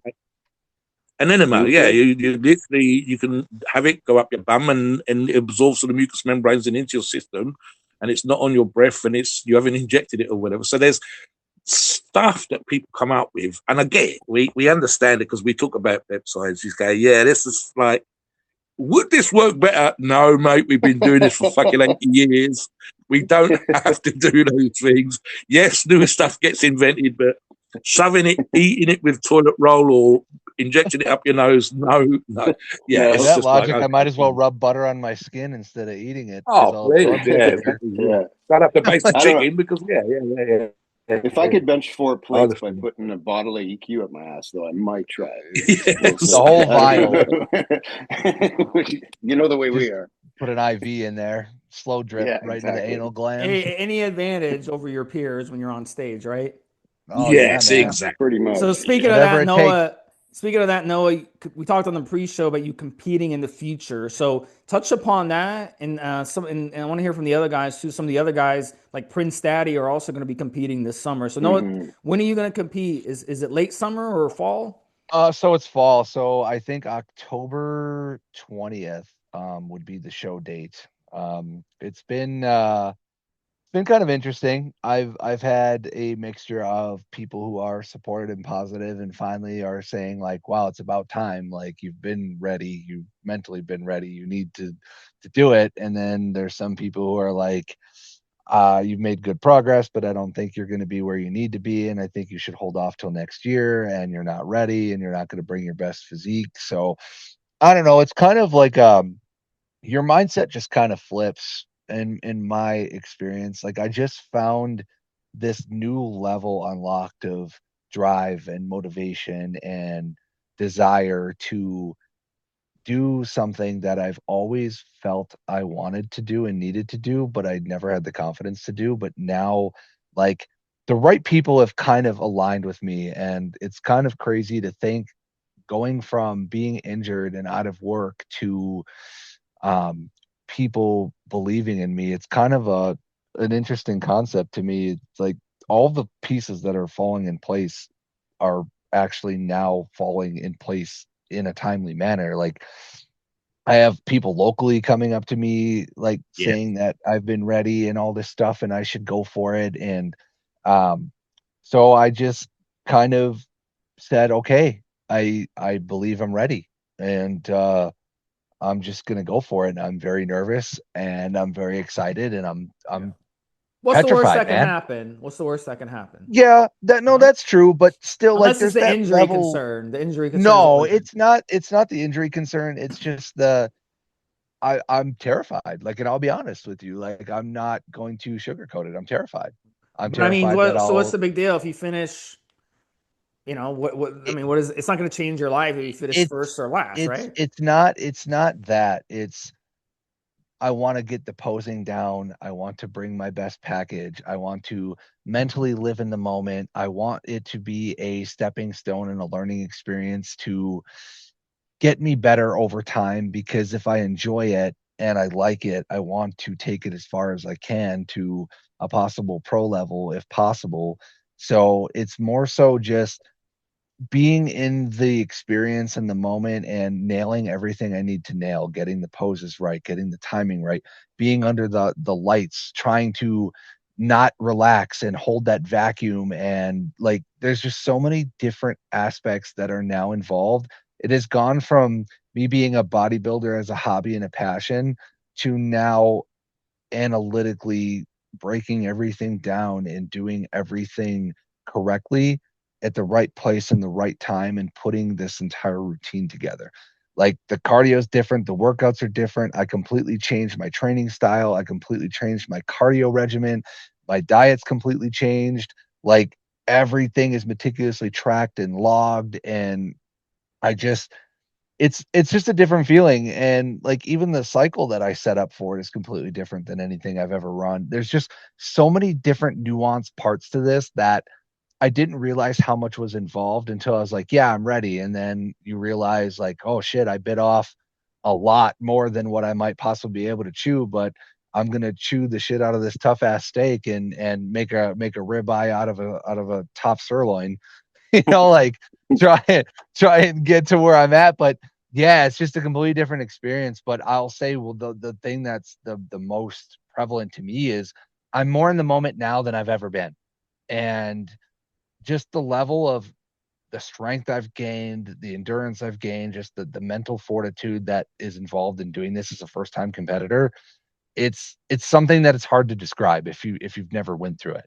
And I want to try Yeah. and document it to the best of my ability, but it takes up a lot of time and a lot of dedication, way more than just working out and tracking stuff. There's so Yeah. many things It involved. is. I Yeah. Yeah. never really, to this day, when I used to compete, I competed in powerlifting and Yep. triathlons. I never came to an understanding what was more fun or what was more stressful or whatever, the training for it, the prepping for it, or the actual competition. Because sometimes when you do the competition, you're like, shit, I wish I had worked harder. And sometimes, that was always what I would think in my mind. I wish I had, if I was doing a triathlon and I was pushing myself and I was trying to get first place in my, age group, and then the dude that I was going up against was like neck and neck with me, I was like, fuck, I should have trained harder. I always used to say that when I would actually do competition. I wish I trained harder. I wish I trained harder. But at the same time, if you train more, it can actually backfire.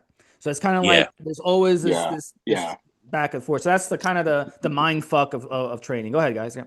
Yeah, it's going to be I my was going to first true say, novice because show I too. sorry, no, I've competed, and you will find, and Steve's competed, every mouthful, every step, every calorie burn, every rep will have, as you've already kind of indicated already, more meaning than it's ever done before. You probably need to, and again, I think this is a comment from both you guys, you need to enjoy the journey, the process, because you're only going to be on stage for 15 minutes, but it's going to be fucking weeks of 18-hour days, 16-hour days, whatever the fuck, where every single thing you do that matters. My mindset when I competed at my absolute best was, you cannot outwork me. You can beat me because you're stronger. You can beat me because you did something different, but you didn't outwork me. And I've said, I don't care whether you play chess, darts, bodybuilding, whatever, and I hope, Noah, this applies to you. You will never know how fucking good you can be at your chosen thing until you've competed one time. Doesn't matter if you're going to be world champion or come 17th, or 100th out of a field of, 199 or something. You will never know. You're just about to find out. That's kind of going to be maybe one of those experiences in life that you look back on, and that would be cool as fuck if it is. Yeah, I Mhm. agree. And that's the thing. Like, apparently, from what I've heard from the local people that are involved in the show, is that apparently the show that I'm going to compete in, if he shows up, apparently there's one guy who's just extremely well put together and just one of the top masters competitors in the men's physique division. And I just looked at my posing coach because I hired a local posing coach, and he competed in nationals a lot, and he almost had his pro card. He competed against Nick Walker back in the day. Like, this guy used to be an absolute unit. And he's just he's very knowledgeable, very educated, has been around the scene for a long time. So I have a lot of trust knowing that I have a very, very high level local posing coach who works at my gym, who's a co-owner of it. So I'm working with him. I have my first posing appointment next week on Wednesday. So we're going to go over the whole men's physique routine, and we're going to do about a half hour of posing, and he's going to teach me the ins and outs of everything. And I just have all of the right people in my corner. And that's what's really driving the confidence. Other than the people here in the community that believe in me, I also have local people in my gym who are bodybuilders or opposing coach that they believe in me. They say that I have the physique for men's physique, that I'm built for physique. Just analyzing me and looking at me, because I'm very top heavy. As you all know, I struggle with You're legs. how tall are you? 6'1"? No, dude, I wish. I used to be 5'11", but I think I shrunk because my last doctor's appointment, they measured me and they said I was 5'10.5" inches. Oh, okay. So No, why do you wish? In technically, bodybuilding, that's not good, right? To be that well, tall. well, well, here's the thing. Actually, I'm in the perfect height because it puts me in a category where I don't have a weight cap. Yeah. Yeah. So Do you know I what? Do you can know what? come Do you know in what, Noah? I heavier. think something you said earlier, I think applies here, Noah. This is karma. And you know what? What I'm going to say this, and this applies to all you guys, because we put this shit out into the internet for people to listen to, and we try to help people, because you've been doing it now for 2, 3, 4 years, because people have responded to you on the internet and in real life and in a gym, because you're sharing the love and the passion. You said about having support that you've never had before, whether that's with products, whether that's with supplements, whether that's with steroids, whether it's people at the gym that want to help you, and so on and so forth. And that's because it's the shit that you've put out, the good stuff that you've put out has come back, and this is your kind of payment, that people are going to believe in you and support you. And again, they've been on the same journey as you have, and they want to see you do well because they can see that this means something to you. And it's the same reason when you've helped someone in the gym, or you help someone on the forum, or you reply to a DM that's given some good advice. This is karma. This is that kind of I forgot what's that stuff where you put your message out into the universe and you hope it comes Oh back to yeah, you. This is I know what you're saying. yeah, And yeah. I feel bad because Realization. I haven't been as present as I normally am on here, and I feel bad because I like being around and being present. I've just been so focused and busy on all of this and prepping for this and busting my ass that it's like I it's hard to describe in words how much time and energy that I have to pour into this now that I'm competing in 6 months time. And it's constant. It's a battle. Like, everything Yeah, is looked at, it everything is. is It like is. it's a 24 Yeah. hour a day job almost. Like, it's, but and I don't When say you that in get a up negative way. no, Steve will tell you the same. I'll tell you the same. From when you get up in the morning, the last question you're going to ask yourself at night before you go to sleep: Could I have done one more thing today? Did I do everything today that I should have done? And you're 100%. going to be every single person that competes should be doing this. And ask. You know the biggest problem? The biggest problem. This is a bit of advice for you. And I see this all the time. This is where great coaches and people have got your back come into play here. Your head, especially as a depleted physique competing bodybuilder, will go because your glycogen's down, your carbs are there, your fat levels are the lowest they've ever been in the last 1 or 2 weeks. And the people that have got your back will be there to hold you together. And then literally, this is what's supposed to happen. The moment you walk out onto stage, I'm tired, I'm hungry, I'm thirsty, my feet hurt, my ass hurts, my back hurts, my skin's dry. Why the fuck are all those people looking at me? Boom, you go on stage and you suddenly realize what you've fucking been doing. And if you're not present then, more than you've ever been present in your life, and realize that all those minutes and hours and questions and debates about whether I've done enough today and then you walk out on the stage and suddenly realize, yes, it fucking is, and yes, this is the best I've ever looked. Yeah, Get and that's the pictures. thing. Yep. plan on it. I'm going to do all of that and kind of document my whole thing with posing, and maybe take photos from where I started to when I'm at that Mm, 5% level, and mm, just try and document it for Yeah. everybody on here. I don't know how long it will take, but I kind of want to do a collage of start to finish and just kind of write yes. daily notes. So that way I can kind of give you guys, like, this was my 16-week prep. This is what I was feeling. This Yeah. is what I went through. This is my energy level. Here's my photos from start to finish. When I looked like crap to looking peak during peak week. Yeah. So I Yeah. have a lot of different perspectives. And the thing is, when that posing coach told me that I'm going to be going against one of the toughest competitors in the state, I told him, good. Mm, I don't want it easy. yes. I Yes. said, Bring if it. I'm going to Fucking win, bring it. I want the Yeah. best of the best. I don't just want a Make me participation work trophy. hard. Make me the best Right. I've been, I but put me up want against the best. to Yes. earn it, to prove not only to myself, but to everybody here that with the right support, the right community, and the right collective of everything you mentioned, because I have Mm, an extreme outpouring of support with the gear, the supplements, the community backing. I have all the right pieces. And it was kind of crazy because for the longest time, I only had it on here. And then nobody locally knew who I was or cared who I was. yes. And then they Yeah. The started last 6 to seeing 8 months. Yeah. rep, Yeah. and then they started seeing the changes, and they're like, you need to do this. You're ready. And Mm, funny enough, um, you guys know the story with my biological dad not being around and stuff, but I was talking to my mom the other day, and I said, I'm really going to go for this, mom. I finally have the right people and and confidence to do this. And she's like, son, mm, she's like, you were built for this. This is what you need to do. This is your passion, your dream. She says, yeah. you will succeed if you go for it. And she's like, funny enough, I know your dad wasn't around, and I know you don't know your grandfather, but she says, from my experience with your dad when we were younger, you do know that your grandfather was a competitive bodybuilder who competed on stage. Mm. So I'm like, Oh, it's not connected, but it's weird. Like I'm not yeah. like a weird like universe guy, but Well, a like, lot of Yeah. Italians are good at bodybuilding, right? but yeah, but how strange is that a guy I Yeah. never knew, and a guy that Mm.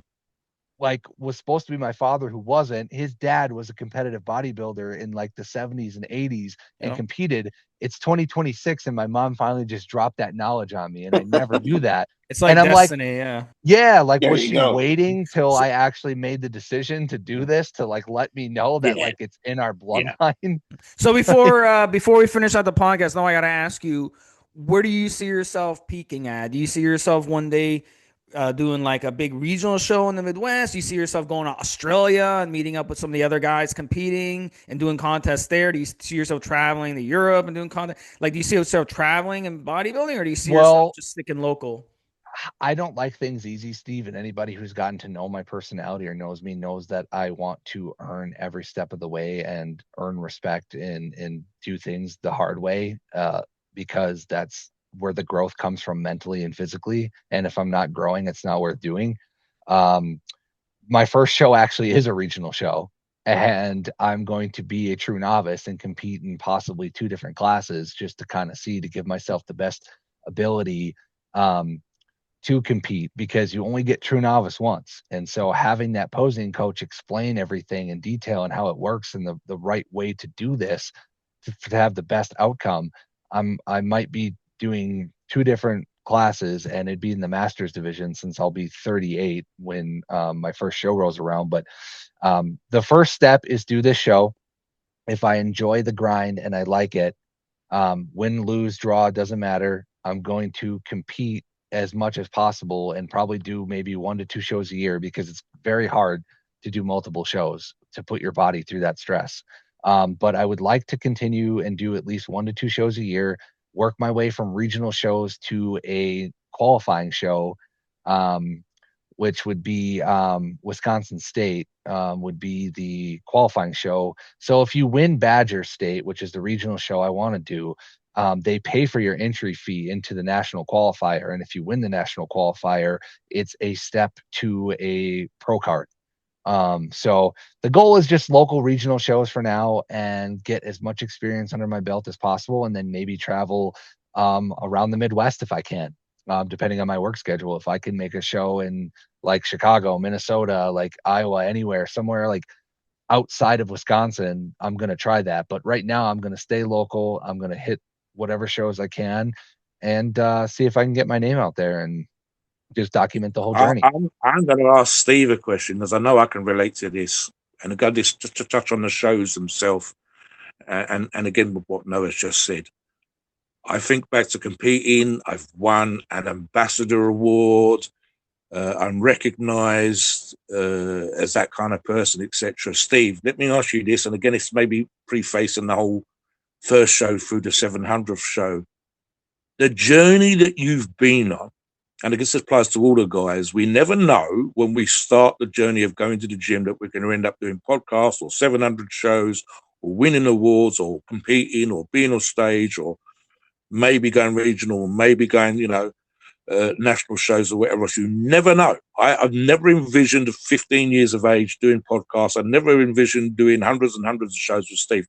Talk a little bit, Steve, just about your journey with maybe Evolutionary in a podcast, where you started from, and can you imagine the stuff that we do with Evo, the stuff that Noah's talked about, what I've just talked about, the journey that we've all been on with HarleyGuy, etc., from there till now? Just Yeah, to and finish then the we'll show. finish out with HarleyGuy telling us his plans for the next 6 months or a year. But yeah, Yeah. originally, I was modding on, Elite Fitness.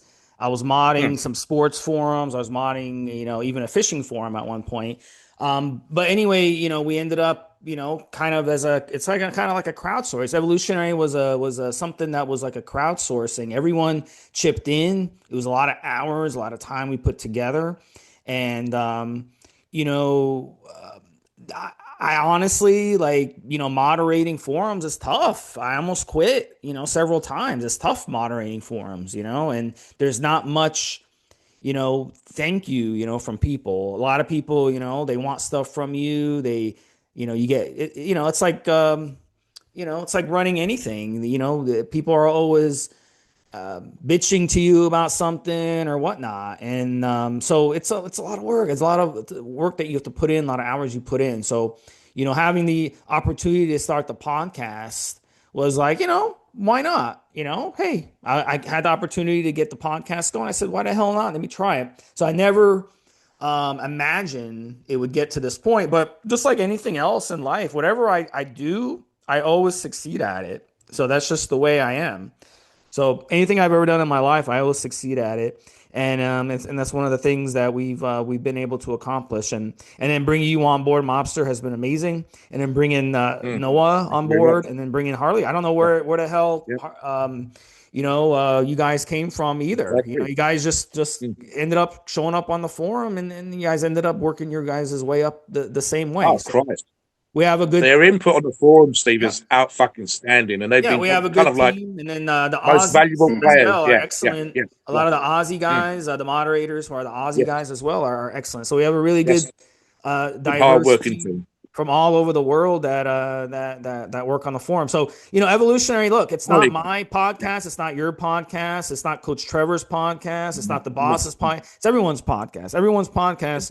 This is a collective effort among everybody. So that's what this podcast is all about.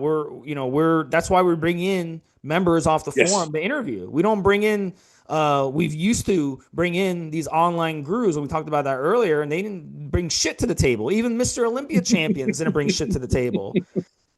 So and we asked Frank Zane. Coach Trevor asked Frank Zane. It was hilarious. He asked them. He's like, so Mr. Zane, what steroids did you use when you won Mr. Olympia? And Frank Zane was like, repeat that question. And then Coach Trevor literally repeated the question in the same wording again. He got pissed. So he was not happy about that question at all. And he's like, I never use steroids. How dare you ask me that question? Oh, shut the fuck It up, was fucking mate. hilarious. Oh, So please. Yeah, your name was the chemist for a reason. It wasn't just natural supplements. that's the funniest shit. We actually get told off by the listeners if when we're interviewing guests, we don't ask them about their story, so we make sure we do. HarleyGuy, as Steve said, tell us your plans for the future just before we finish the show. Where do you see yourself in a year, 2 years, 3 years time? Yeah, sure, man. I want to keep doing what I'm doing here. Like, I mean, this for me, it started. I've been working out since I was 16. I started cycling when I became a cop in 2000. So I've been doing it 25, 26 years now. And in the past year and a bit, probably almost 2 years now, I've been on Evo. And You know the expression, don't quit your day job? Well, I am quitting my day job because I'm telling you, as hard as it is, like Steve said, to be a mod, one thing Lev Butleroff, on the head moderator on Evo, taught me is stay positive, stay in that frame of mind. And I mean, with all the negativity and work that you do have to do as a mod, I've stayed positive, or at least I've learned to, because I have gotten sucked in before to some negativity.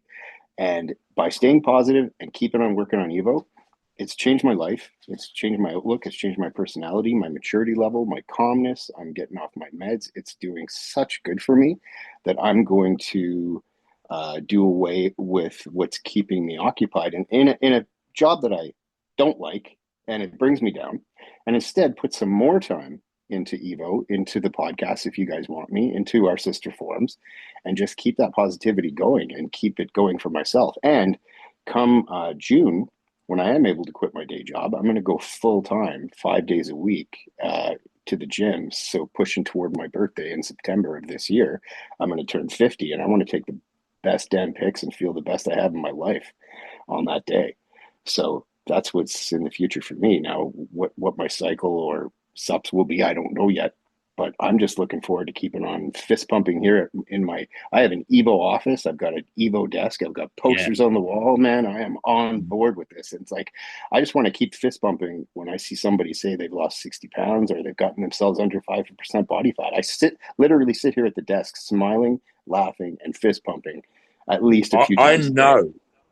know for you, HarleyGuy, and I suspect for the Noah for that matter, and I know 100% for Steve, but I know specifically for you, we've had members come onto the show, not just talking about moderators on the forum and logs that they like, but listen, I've had DMs from HarleyGuy, DMs from Noah, when I've had a bad day or had a down day, and they DM me and they ask, are you okay? Are you struggling? You've had people on the STEPS program when it comes to alcohol, and you've just said, listen, keep your chin up, do this for the day, you'll be good, getting through the day and whatever else.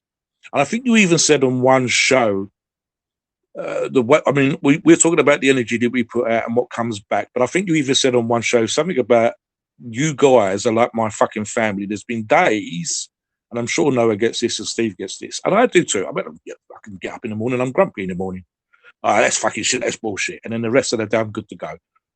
So there's days when we're struggling and people go, do you know, so HarleyGuy's fucking awesome because he DM'd me today and that's going to make you feel good. And when you think about all the things and the struggles and the tribulations of life that you had to go through to get to this place, again, we don't imagine that we're going to end up here. And just to finish the whole show, guys, and this is more about Evolutionary and the podcast again, I'll touch on a thing that I talked about a couple of minutes ago. That is 15 or 16, when we start lifting like Noah, like myself, like Steve, you don't imagine you're going to do a show that's going to have, at times, thousands or tens of thousands in a matter of weeks, hundreds of thousands in a month, over multiple channels, and it influences people to make life fucking changing changes to their life, to help people, to talk about drug abuse. I never thought I would be doing stuff like that.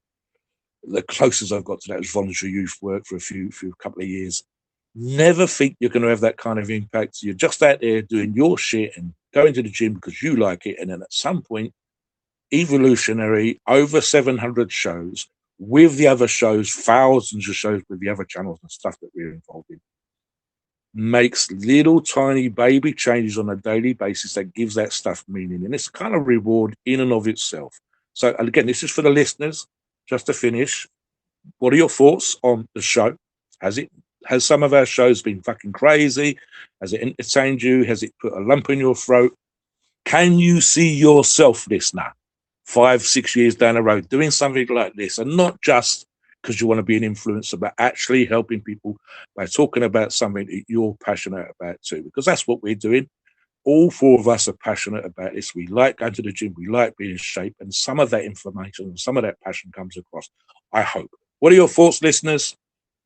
Please note, we are not doctors and the opinions are ours. It is our view based on our experience and views on the topic. Our podcasts are for informational purposes, for entertainment only. The freedom of speech and the First Amendment applies.